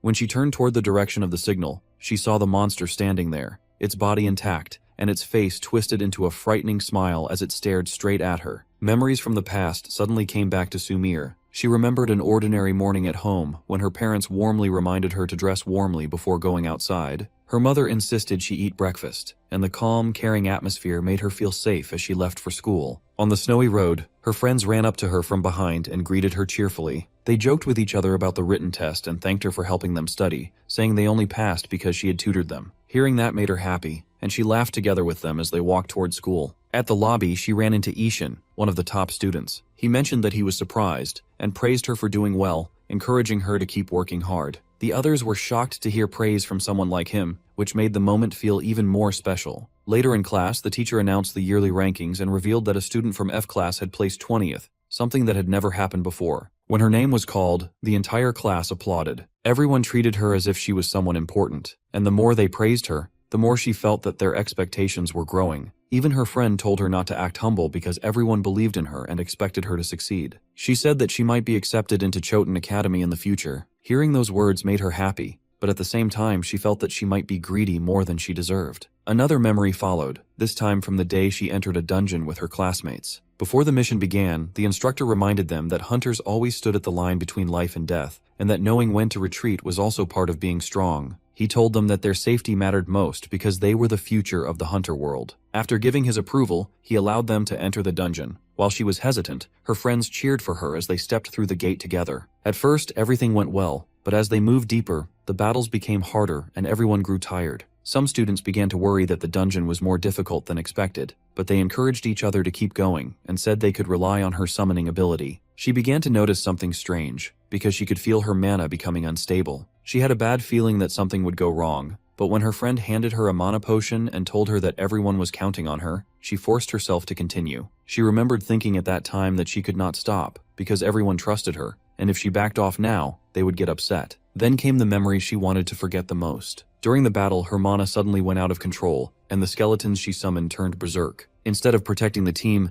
they attacked the students around her. She tried to stop them, but the more she panicked, the worse the mana became. All she could do was scream while everything collapsed in front of her. She asked herself why she had chosen to become a hunter, and the only answer she found was that she liked being useful. She liked doing her best, being praised, and having people depend on her. That feeling made her push herself further than she should have. The memory ended as the present returned. The giant golem stood right in front of her, raising its arm as sharp crystal spikes shot toward her. She could not move, but before the attack reached her, our boy stepped in and struck the spikes aside, stopping the blow in an instant. He quickly asked if she was hurt, but she could not answer properly. She raised her head and muttered that it had been impossible from the beginning and that someone like her was never meant to be a hunter. No matter how hard she tried, she always failed at the moment she was needed the most. Tears filled her eyes as she apologized and said that she did not think she could continue anymore. Her words about giving up did not stop there. She remembered that he had once asked why she came to Gaon, revealing that it was because she wanted to change. Now, standing in front of the golem, she realized that the real reason had been different. She had only wanted to run away from her past, because escaping felt easier than facing her own mistakes. For a while, everything had gone well. She had fun, made friends, and felt happy doing her best.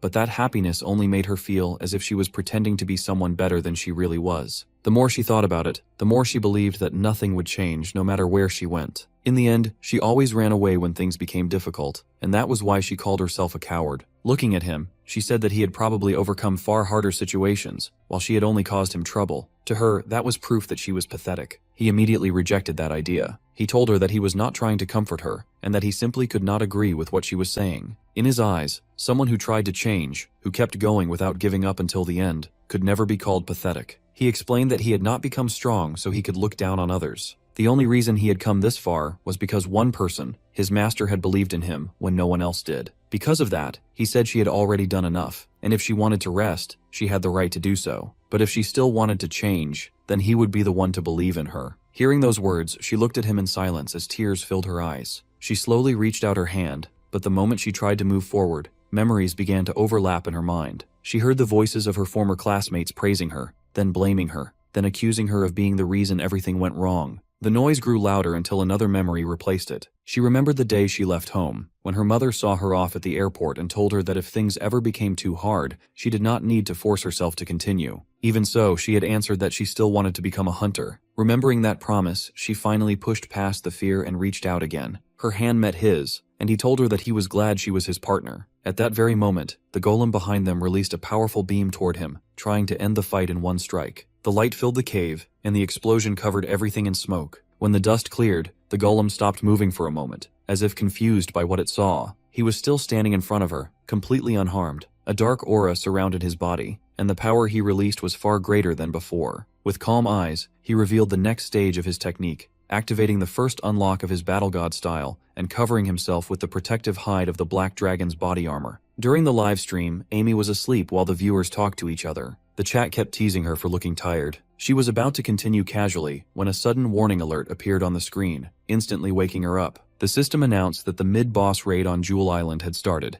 and the unexpected notification caught her attention. She quickly realized that the students had moved much faster than she expected. If someone had already reached the boss, then it had to be either a full group of A-class students, or possibly even an S-class level team. The viewers began guessing in the chat, saying that it was probably a group effort, while some mentioned that Adela might even be able to challenge it alone. Curious to see the truth, Amy switched the camera feed to the boss area, saying that they should check who today's challenger was. The drone view changed, and the moment the image appeared on screen, she froze in shock. Standing in front of the mid-boss was our boy, the transfer student. Inside the cave, Samir noticed that the mana around him was gathering at an unusual speed. He explained that the black dragon's hide he was wearing absorbed not only his own mana, but also the mana in the surroundings, and that the black dragon's body armor turned all of that energy into raw strength. After focusing his breathing, he stepped forward and released his technique of crushing palm, striking the golem with a crushing blow that carried a dark wave of power. The impact sent a black surge through the cave as the attack forced its way into the crystal body. Sumir watched in disbelief as the golem tried to absorb the energy just like before, but he calmly said that even the golem had a limit. If something kept taking in more power than it could handle, the plate would eventually break. The golem continued absorbing the energy, but its body began to shake, showing that the flow had become unstable. He realized that the same rule applied to the monster, and the gathered power was instead absorbed, as the dark aura pierced straight into its core. Yusung admitted that defeating it alone would have been difficult, but this time he was not fighting by himself. Hearing that, she felt the connection between them more clearly than before. She could sense his mana, his heartbeat, and the trust he placed in her. For the first time, she accepted that she had truly done her best, and that her past failures did not decide everything. With that thought, she strengthened her mana without hesitation. She decided that she would not run away anymore. Focusing on the bond with her summon, she poured her power into it and created a new form, coating the skeleton with an imitation of the black dragon's armor. The black crystal golem used its power and released a storm of beams toward him and the skeleton, trying to crush them with his new ability. Even while defending, the skeleton moved forward and struck back with a heavy blow, its fist carrying the same flow of power Yusung had shown before. The impact shook the entire cave, and the strain of maintaining the mana link made Sumir feel the pressure on her body, but she held on without breaking the connection. The golem tried to endure the attack, but another dark beam struck through from the side. When it turned, it saw that the second strike had come from Yusung, which only made the monster more unstable as the energy inside its core began to overflow. The cave started to collapse around them as sharp crystal spikes rose from the ground and surrounded him from every direction. Instead of stepping back, Yusung and the skeleton focused their breathing and released another technique of the battle god style, spinning through the attacks while the black aura around their bodies deflected the incoming blows. Far away, in the monitoring room, Meilin noticed the strange armor covering his body and recognized the artifact he was using. Lin Xiao, watching beside her, explained that the equipment was the one once used by the Fist King. The artifacts were usually divided into 4 ranks: normal, rare, unique, and legendary, but there were also special types that went beyond those categories. Some existed as only a single item in the world, called epic. Some were made with ancient technology that could not be reproduced, ancient, and others were created from materials belonging to another dimension known as arcana. After hearing that, Meilin recognized the object and said that it was the Black Dragon's hide, an arcana rank artifact known for consuming enormous amounts of mana. Because of that, almost no one had ever been able to use it properly, and she called it a monstrous piece of equipment. The teacher was shocked that Yusung could already handle something like that. Inside the cave, he felt the power of the armor spreading through his body. The dark color surrounding him looked empty at first glance, but to him it felt different. Black is not the absence of color, but something that tries to accept everything without rejecting anything, as it is a very warm color. That warmth allowed him to take in the overflowing mana without losing control. Taking advantage of the opening, the skeleton rushed forward and punched straight toward the golem's core. The giant body staggered, but even then the monster forced out its strength and swung a blow at Yusung, trying to crush him entirely. Yusung did not move from his spot. With calm focus, he gathered his power and released the final strike of his style, Infinite, the black moon meeting the attack head-on. The collision shattered the golem's fist instantly, and the force continued through its body until the core lost all of its energy. The crystal orb cracked, then faded away as the giant form collapsed into dust. For a moment, the cave became completely silent. On the live stream, Amy stared at the screen without speaking, and the students got a notification, which made them stand in shock. A system panel appeared in the air, confirming the result that the Jewel Area 2 boss, Giant Crystal Golem, had been subjugated. After the giant golem disappeared, a shining crystal remained where its core had been. When he picked it up, a system panel appeared, confirming that they had obtained the giant crystal golem's core and earned 900 points. Seeing the number, Sumire got overly excited, and Yusung mentioned that with this much, they would be able to reach the level of the sevens. Before they could relax, a voice came from behind them, saying that the result would only matter if they managed to leave the cave safely. When they turned, Soohyun and the other students were already standing, blocking the way. He admitted that he had not expected them to defeat the golem, which made them change their plans. Instead of the golem,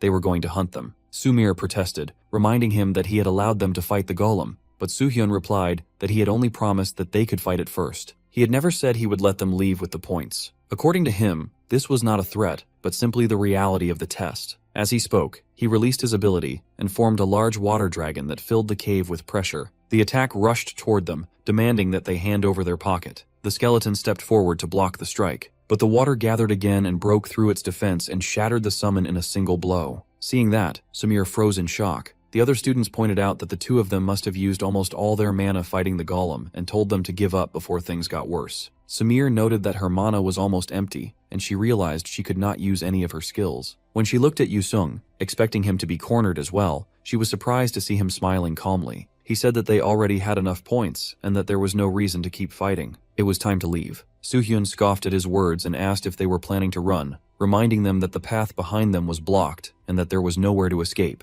Instead of answering directly, he took her hand and told her that the path they would take was not on the ground, it was the limitless sky. But Soohyun immediately used his aqua vortex. A spear of water rushed toward them to submerge them in place, but before the attack could hit, they had already disappeared, leaving Soohyun awestruck. In the next instant, Yusung had already flown, lifting her with him as his body shot upward with overwhelming speed. They broke past the cave ceiling and flew into the open air, leaving everyone behind in shock. Soohyun stared upward in disbelief, unable to accept what had happened. He clenched his teeth that if they escaped with those points, his position among the sevens would be in danger. The other students began shouting, asking what he was going to do now that the targets had gotten away. His frustration exploded, and he struck his colleague in anger, ordering him to shut up. He cursed Yusung because he could not believe he had been outplayed by an F-class trash. Sumire slowly opened her eyes and froze when she saw nothing but open sky around her. For a moment she could not understand where she was, and when she looked down, the ground felt impossibly far away. Fear ran through her body as she realized that they were standing high above the island. He calmly kept his balance in the air, using his heightened focus to step as if the sky itself were solid ground. Holding her hand, he told her to stay close and not let go, because losing balance at that height would make her fall down. She tried to calm herself and followed his steps carefully, though her legs still trembled every time she looked down. He muttered that he might have jumped a little higher than expected, but she replied that from up there the entire island looked small. Hearing that, he said that once they went back down, everything would be over. She understood that he meant the test, and the thought made her feel strangely quiet. He praised her for doing well, but instead of feeling proud, she realized that when the exam ended, they might not spend as much time together anymore. While thinking about that, her foot slipped, her hand loosened, and before she could react, she lost her grip and began to fall. The sudden drop made her scream, but the next moment he caught her arm and pulled her back before she could fall any further. After making sure she was safe, he asked her if she had enjoyed the test. She hesitated before answering. She admitted that it had been fun,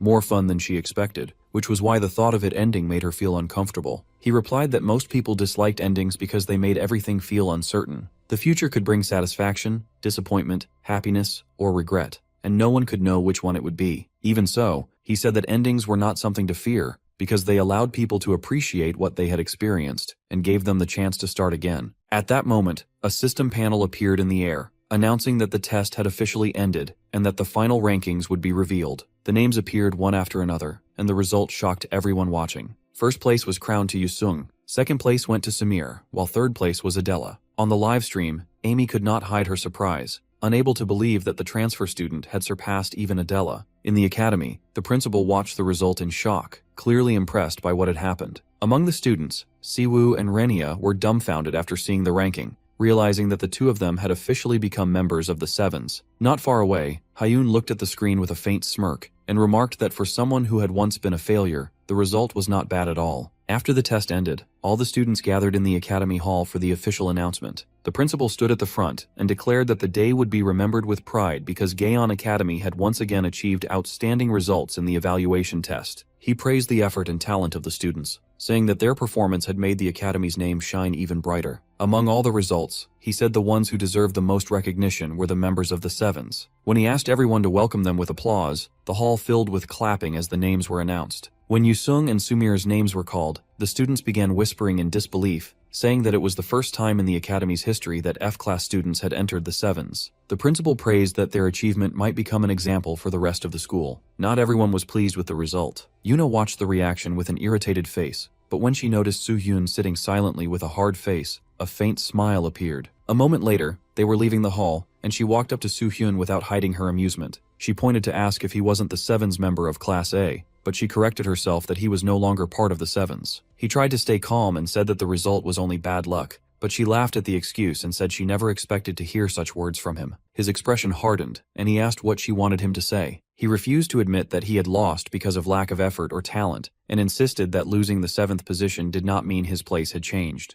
According to him, the seat still belonged to him, and he would take it back. Yuna answered excitedly that he should do exactly that, because Class A should have at least 2 members in the sevens if they wanted to keep their pride. Her words only made his anger worse. As he left the hall, the humiliation kept repeating in his mind. He remembered the principal praising Yusung while his own classmates looked at him with disappointment. He had even received a message from his father, warning him that he had only 3 days to regain his position. As a result, he had already submitted a request to challenge for the seat, convincing himself that the loss had only happened because he was just wearing his master's halo. In his mind, the difference in rank still meant that he should win. A panel appeared soon after, confirming that the student council president had accepted the request. The academy announced that the Sevens Challenge would take place in 30 minutes. Shin Yusung, the current 7th ranked student, and the challenger would be Park Soo-hyun, the one who had just lost the position. Hearing the announcement, the students immediately began gathering, excited to see the fight. While preparing, Soo-hyun made sure that his own artifact had been transferred back to him. He told himself that there was nothing wrong with being careful, because he had no intention of giving the opponent any chance this time. With his artifact ready, he felt confident that the result would be different. At the same time, in the student council room, the members were also watching the situation.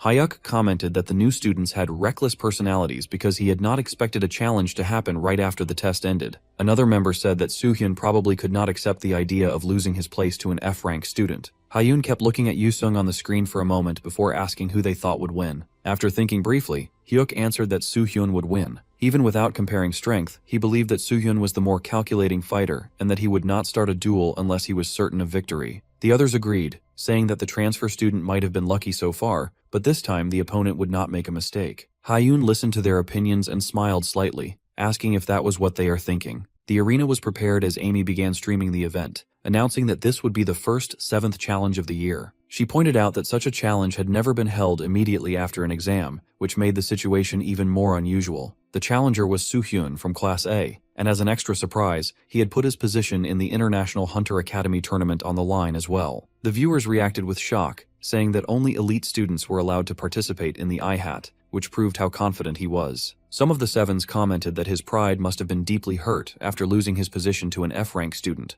while the other agreed that he was probably trying to restore his reputation as quickly as possible. Among the spectators, Siwoo looked worried and wondered if Yusung would be able to handle the fight. Adela also watched the arena in silence after hearing that the opponent was the disciple of the Fist King. The name reminded her of her grandfather, and the flashback briefly crossed her mind. Yuna arrived soon after and remarked that it was unexpected to see her there, but then said she had to watch because she represented Class A. The announcement for the start of the challenge echoed through the arena, and both participants were called forward. As Yusung walked in, he remembered the warning about the rules of the Academy's challenge. In Gaon, a title could only end in 2 ways. Either it became firmly yours, or it was taken away by someone stronger. For a moment, doubt crossed his mind, and the voice of his past reminded him of the days when he was called a failure. The memory of his sister surfaced, making him realize once again what kind of place the Academy was. A place where only strength decided everything, where she reigned as a king. After putting on the dragon hide, his hesitation faded, and he stepped into the arena without stopping. The announcer declared that Yusung would face the challenger, Soo-hyun. When he looked up,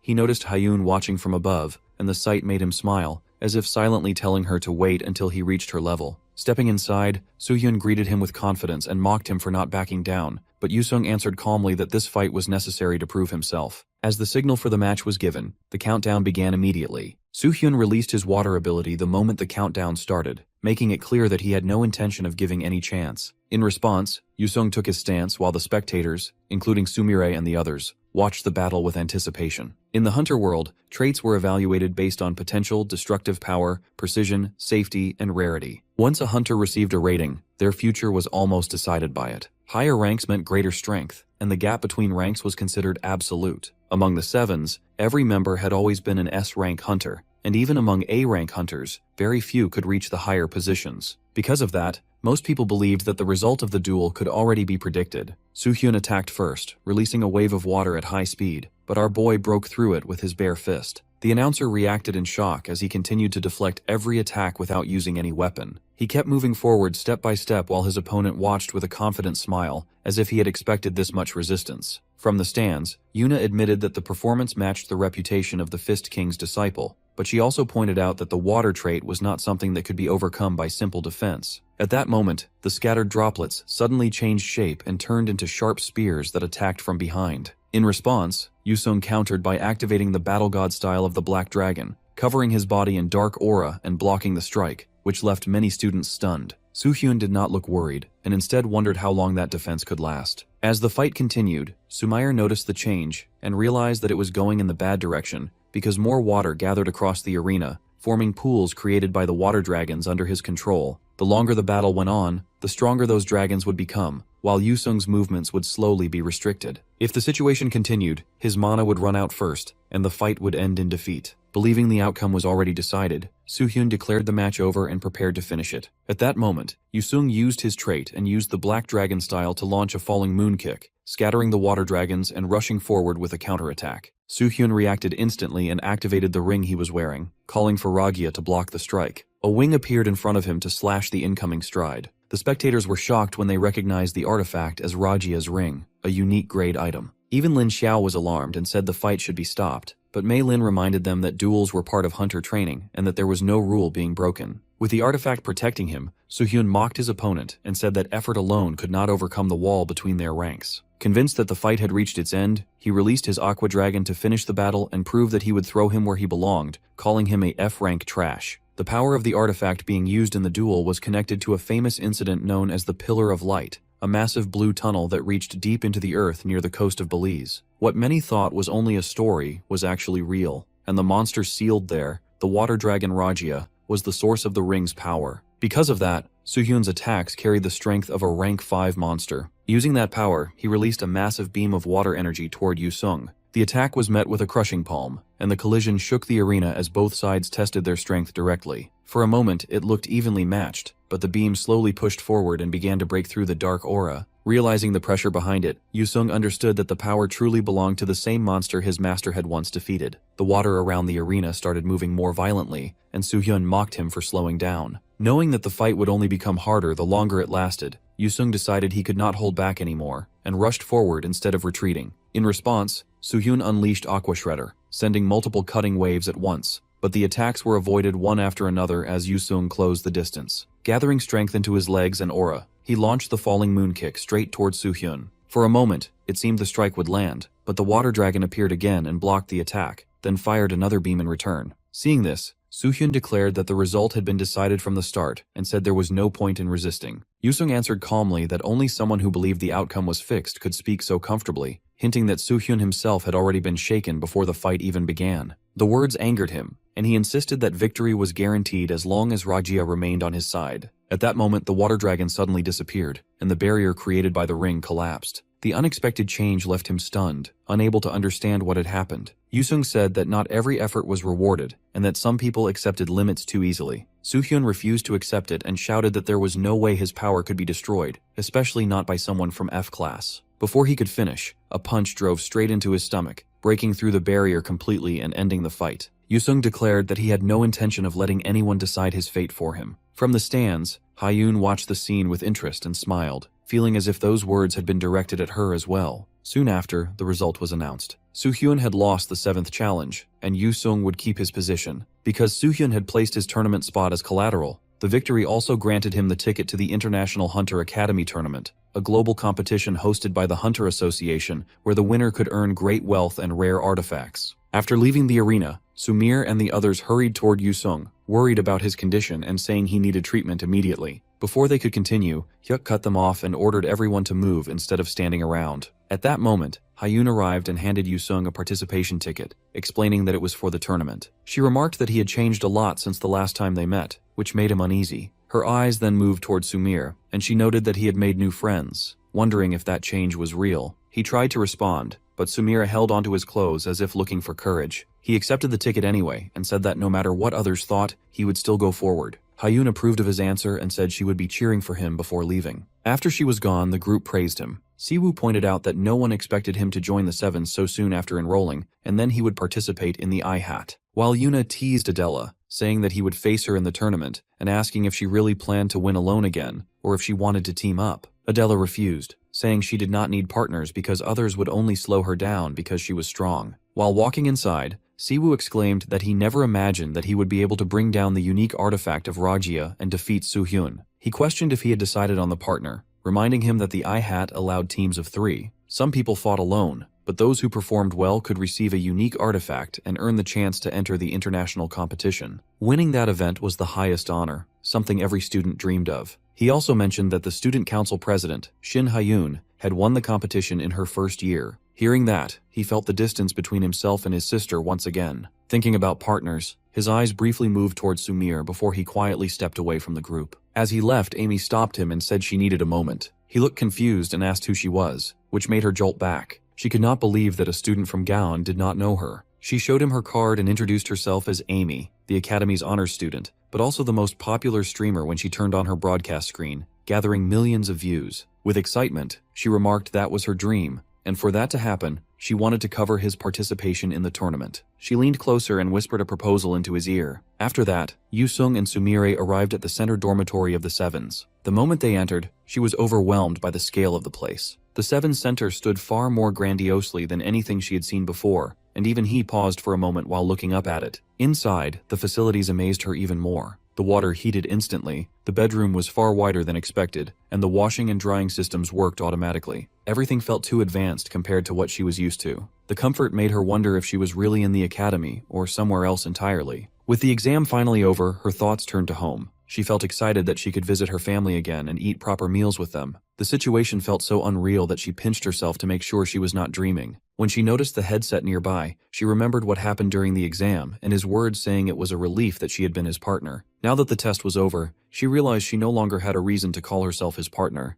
and the thought left her strangely empty. Her phone rang, and it was her mother. She greeted her warmly and said she had already heard the news. Her siblings spoke excitedly in the background, congratulating her for becoming one of the 7 members, but she answered modestly, saying she had only been lucky. Her mother worried that she might be pushing herself too hard, yet she replied that everything had been so fun that she wished it could continue like this. Her mother noticed the change in her voice and said she sounded like she was hiding something. She then admitted the real reason she stopped her at the airport before she left was because she had been scared. Even so, she said she was proud of her now, and those words hit harder than anything else. Embarrassed, she promised to visit when she had time and ended the call. After lying down on the bed, memories of the past in which Ishin loathed her flashed before her as she tried to jolt them aside. Recalling her mother's words that she was proud of her, she thought of her childhood. Her mother had always told her that helping others mattered more than rank. When she was dejected and asked if she could become a hunter, she had been supported without hesitation. Remembering her advice that it was better to regret failing than to regret never trying,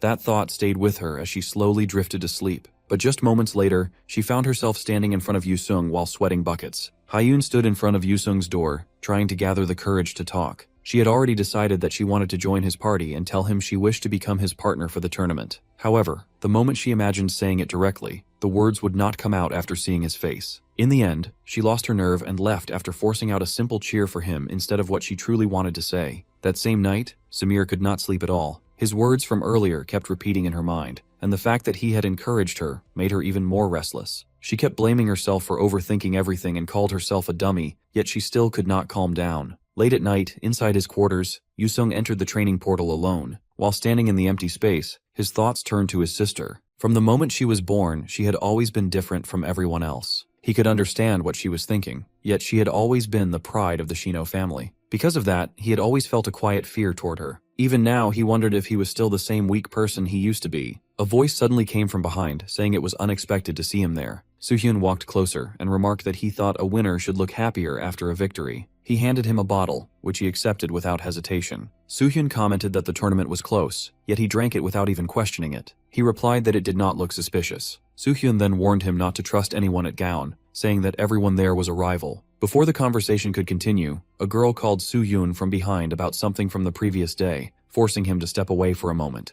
Watching him go, he smiled slightly and muttered that Soo-hyun always said the opposite of what he really meant. He talked about effort being meaningless, yet never stopped trying himself, and told others not to trust anyone even though he clearly believed in someone. Hearing that, Soo-hyun asked what he really wanted, and why he had that expression even after winning. After a short pause, he answered that his goal was simple. He wanted to become the strongest. Soo-hyun was surprised and asked if he was serious, reminding him that even at Gaon, the student council president Ha-yoon stood at the top. Yoo-sung confirmed it, saying that was exactly why he had to defeat her no matter what. Soo-hyun stayed silent for a moment before wishing him luck, adding that he would be cheering him on. He admitted that saying it felt embarrassing after losing to him, but warned that the eye hat would be far more difficult. If he wanted to survive there, he would have to use the strongest card he had. He left after that, while Yoo-sung remained inside the portal, thinking about those words. Later that night, Samir finally opened her door with tired eyes, only to freeze in surprise when she saw Yoo-sung standing in front of her. Before she could react, he grabbed her shoulders and called out to her seriously, which left her completely flustered. With a firm expression, he asked if she could help him. Still confused and caught in the moment, she agreed without even thinking,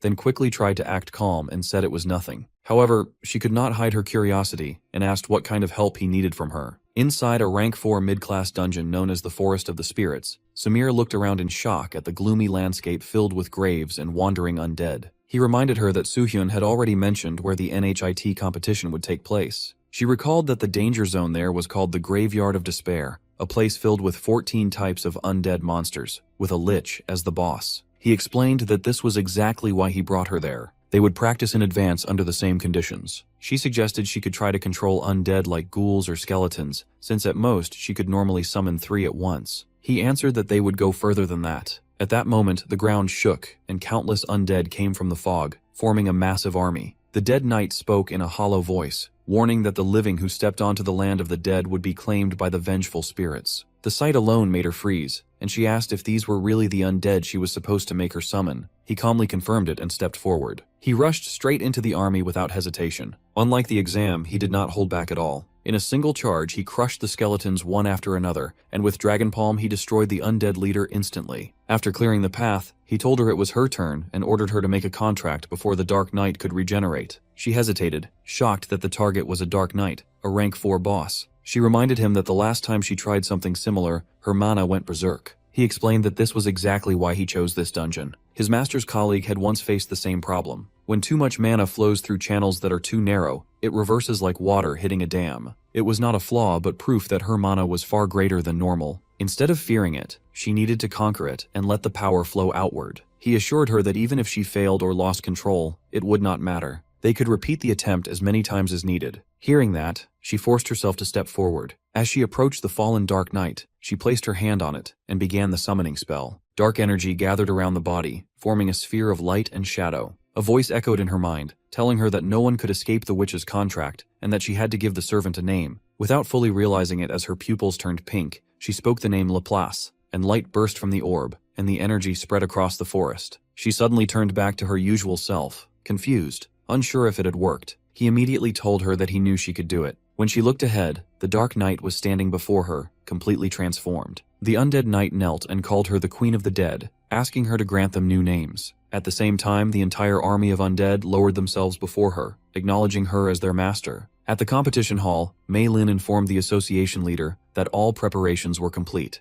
The leader approved and decided to head to the competition hall to meet the rookies who were about to participate. As the event began, Amy started streaming and announced that the association leader had entered and the competition was about to start. She skipped the formal introductions and focused on the strongest candidates instead. The first participant she mentioned was Adela Hortensia, a powerful contender who was competing alone. After that, she introduced the Japanese team from Choten Academy, led by Seiji along with White Oni Ishin and Sakura. All 3 possessed S-rank traits and were members of the 7 numbers of their schools, making them one of the strongest teams. The next team came from China, but very little information was known about them. Rumors described them as extremely strong, yet this was their first official appearance, and their traits were completely hidden. Finally, the last team to enter was the group of New Year students. Somewhere in the shadows, a woman spoke to a veteran and remarked that although he was that man's disciple, he did not resemble him at all. When he asked if she was worried about Liu Jin, she denied it and said that a competition like this was nothing more than momentary entertainment. However, she was curious about how far he could manifest the battle god style with his current body. The woman was the rank 8 hunter known as the Sword God,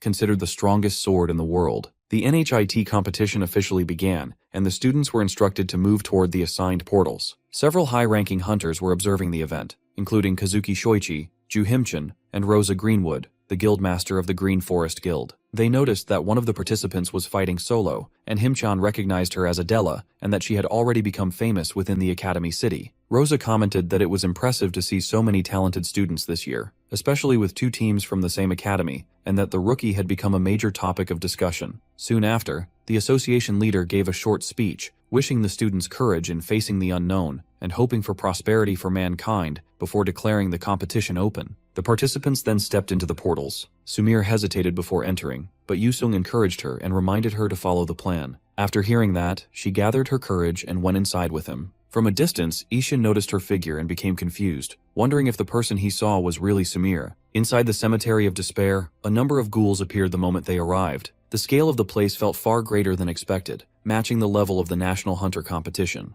Yusung said they were ready, and Sumire immediately activated her Mists of the Dead. Yusung supported her so she could focus properly, reminding her that this was the result of their special training. Ghouls rushed toward them, but before they could reach their target, the knight stepped forward and jabbed at the ghoul to stop the attack. The knight then ordered the soldiers to annihilate every enemy and protect their master. The sudden command shocked the viewers watching the stream, as the battle was unfolding very differently than they expected. The knights went on a rampage and destroyed the ghouls almost instantly. After confirming the situation, Yusung told her it was time to begin the real fight. She then summoned the Dark Knight, knowing that the Cemetery of Despair contained two boss monsters, the high-ranking necromancer known as the Lich King and the soul harvester called the Reaper. Even though defeating only one would be enough to pass the exam, their goal was to defeat both. With that decision made, she moved forward with determination, wanting to prove she could become as strong as he believed. They split up to handle the battle efficiently, while the observers outside watched with interest. Rosa smiled with satisfaction, and Himchan noted that it looked as if the two had prepared for this far in advance. As the competition began, Soohyun's teammate asked who he thought would win. After observing the participants, Soohyun said most of the teams had already secured their place in the international tournament, so the real focus should be on Yusung and Adela. Since the winning side would gain the right to participate in the international competition, the result of this match was especially important. Yuna was certain about the outcome and said the winner had already been decided. She reminded everyone that Adela ranked first at Gaon and was the granddaughter of the legendary Italian hunter Aden Hortensia. Her rare ice trait, uncommon even among S-class hunters, had made her famous worldwide. In Italy, she had defeated every rookie from Bianca Academy and held first place by a huge margin even among her peers. Because of that record, she was considered one of the 3 rookies who had received the most attention in the world, someone who had been exceptional from birth, while her lackey buttered her up, saying the only one able to defeat her was Yuna. Inside the field, Adela entered the boss area alone and confronted the Ice Warlock Kella, a danger rank 4 monster. The warlock mocked her for daring to invade the palace by herself. She immediately ordered an attack and released a massive burst of power. The explosion filled the entire area, and for a moment the warlock cursed her to disappear. When the smoke cleared, Adela appeared right in front of the enemy, her eyes glowing coldly. The warlock tried to curse her and force her back, but she said she hated that voice and ended the fight instantly. The warlock was defeated without resistance, and she finished the battle while complaining that it was boring.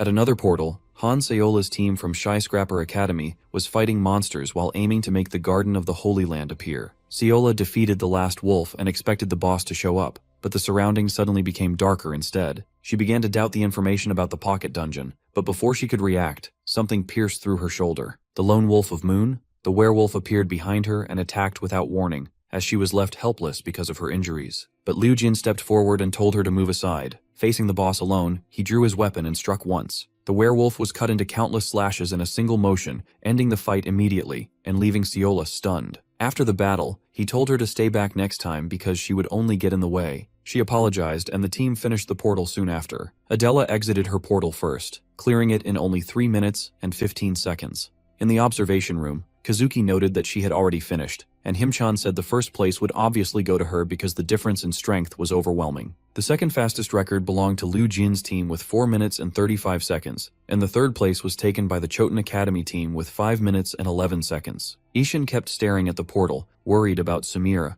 while Yuna smirked and said the result was exactly what she expected. She mentioned it was obvious that Adela was a monster and insisted that no one could defeat Adela. Just as the rankings seemed settled, a new announcement was made. Yusung's party had cleared the dungeon in 6 minutes and 10 seconds, but unlike the others, they had defeated 2 boss monsters instead of 1. Because of that, their score surpassed everyone else. and they were placed in first. The room fell silent in shock. Yuna and Soohyun could not believe that they had defeated 2 bosses in such a short time, and the officials confirmed that the team had also obtained 2 artifacts in a single attempt, setting a new record for the competition. Yuna was left speechless as the rankings changed in front of her. Watching from above, the veteran recognized the disciple of the Fist King, while the Sword God looked satisfied after seeing the result, and finally understood why that guy had invited her to watch the competition. The Fist King had taught Yusung long ago that every boss monster follows a specific attack pattern. Strength alone was not enough to defeat them. If a hunter didn't know the weakness behind the boss, the fight would never end no matter how powerful the attack was. The boss he faced this time was the Soul Collector, Reaper, a rank 4 monster known for its immortality. Even if its body was destroyed, it would revive again unless the correct method was used. Because of that, the fight was not about overpowering the enemy, but about finding the weakness, which was the lantern the Reaper is holding. As soon as the battle began, the Soul Harvester stared at him and declared that another soul was ready to be harvested. The Reaper attacked without hesitation,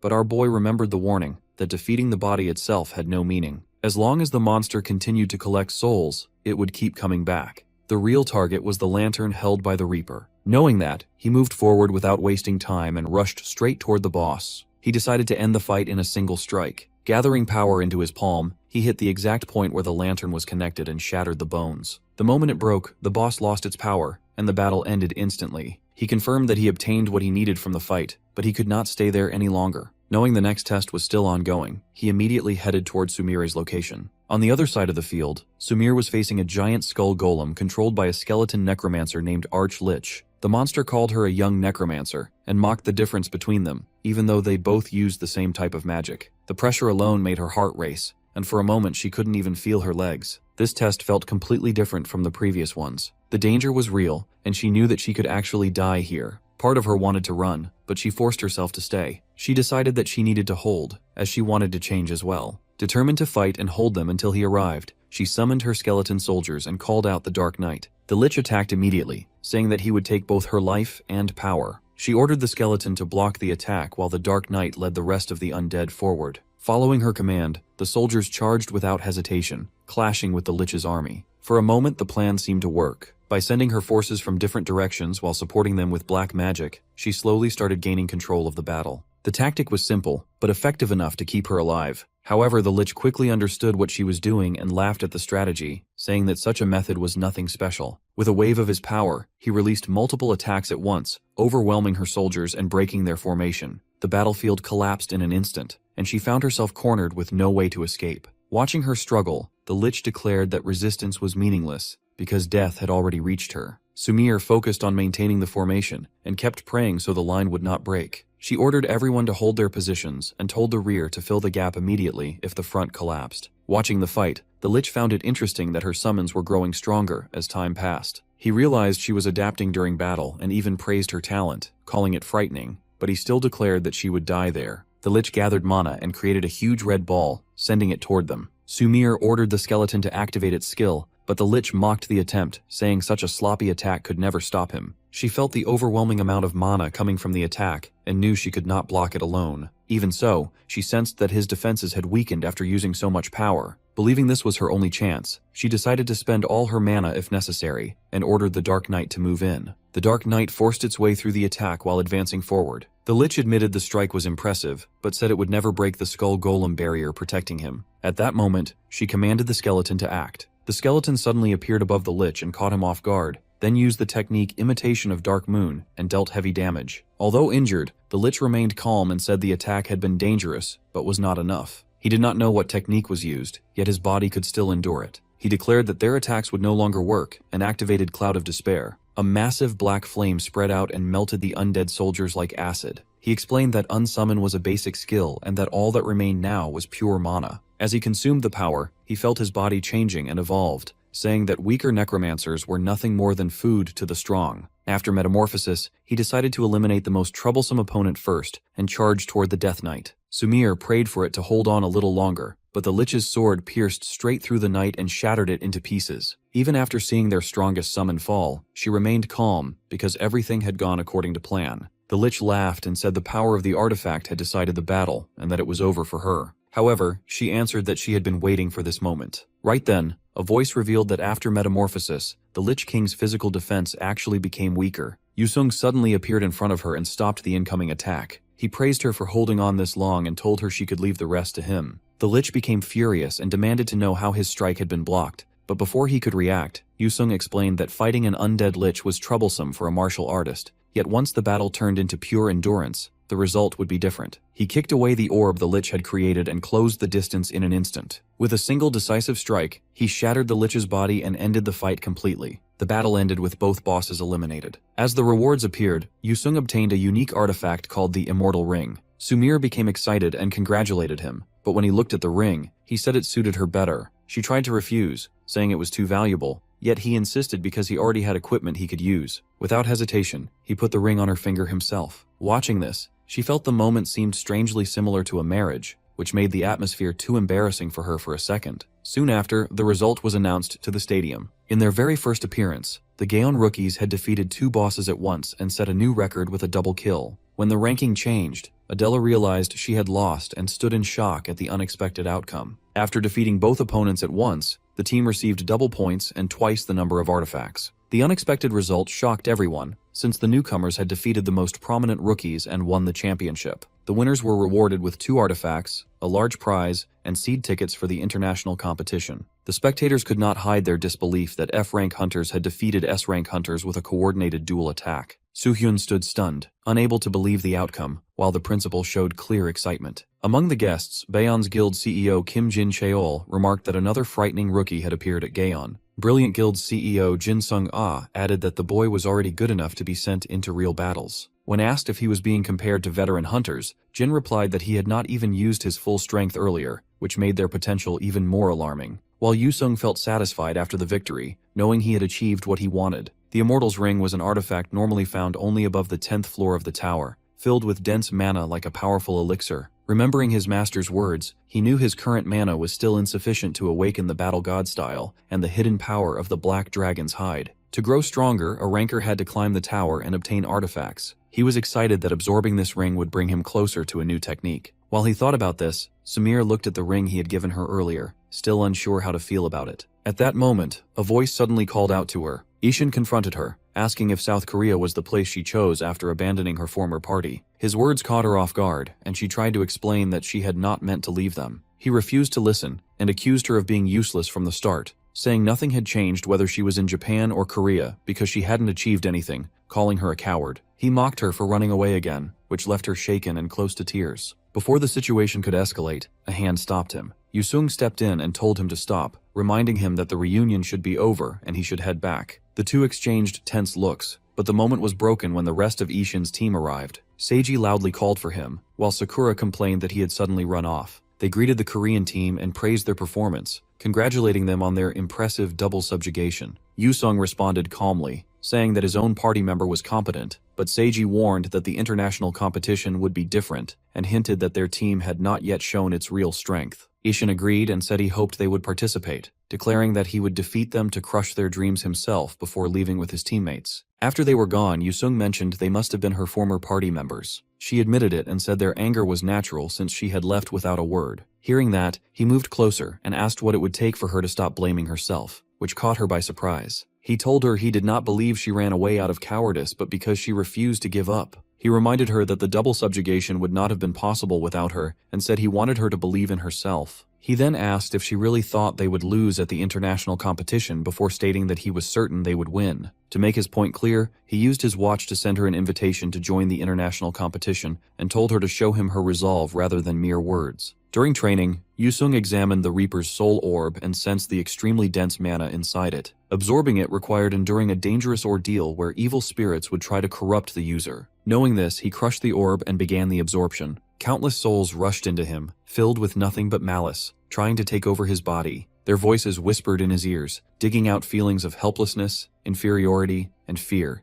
even taking the form of his sister's voice to shake his mind. He quickly realized resisting the voices directly was pointless, because the whispers were ultimately his own doubts. Instead of denying them, he accepted them and acknowledged his weakness, which was the real objective of the trial. That acceptance allowed him to calm himself and focus. Through meditation, he stabilized his mana and gradually absorbed the orb completely. While he finished the process, someone nearby commented in surprise at the enormous amount of mana he had just handled. Yusung looked over, annoyed at being watched, but the person apologized and explained that he was simply impressed, mentioning that it was the first time he had been discovered so quickly since the student council president figured him out. He introduced himself as Min Seong-woo and said it was rare to see someone grow that fast. Asking him not to beat around the bush, Min Seong-woo offered him a position in the student council, explaining that it was the most elite group in Gaon and that winning the international qualifier right after enrolling made him more than qualified. He added that the invitation came directly from the student council president, implying that refusing would not be wise. Unexpectedly, Yu-sung rejected the offer without hesitation, surprising him. Seong-woo warned him that going against the student council president could cause trouble, but he simply replied that he understood that better than anyone. That was exactly why he could not accept, because the student council president was someone he intended to overcome. With that, he left the training ground. Later, he walked along the path under the cherry blossom trees and stopped to look at the falling petals. He smiled quietly until Sumir approached from behind. Moving in the same direction as the dormitory, the two walked together. While looking at the blossoms, she mentioned that the cherry blossoms were falling, as she informed Yu-sung that they bloomed for only 2 weeks each year. When he asked if that made her sad, she shook her head and said that the short time only made them more beautiful. After hesitating for a moment, she gathered the courage to speak and told him she had decided to join his party. She bowed enthusiastically and said she hoped to work with him again. He bowed back and replied that she should take care of him. Their conversation was interrupted when Siwoo and Renia arrived. They asked what plans everyone had for the holidays. Sumir said she would go to Japan, which led to questions about her family, and the topic shifted to Yu-sung as well. He answered with mild hesitation that his family was busy, ending the conversation without going into detail. Elsewhere, the principal reviewed the candidates for the upcoming mission and thought about both Adela and him. In terms of skill, either could represent the country, so the only question was which one was more suitable. After considering it carefully, the principal smiled, having already made his decision. Soon after, while Yuna was shopping her heart out, she received a message from the principal assigning her a joint mission with Yu-sung. Seeing the notification, she smiled with interest and thought that the next mission was going to be fun.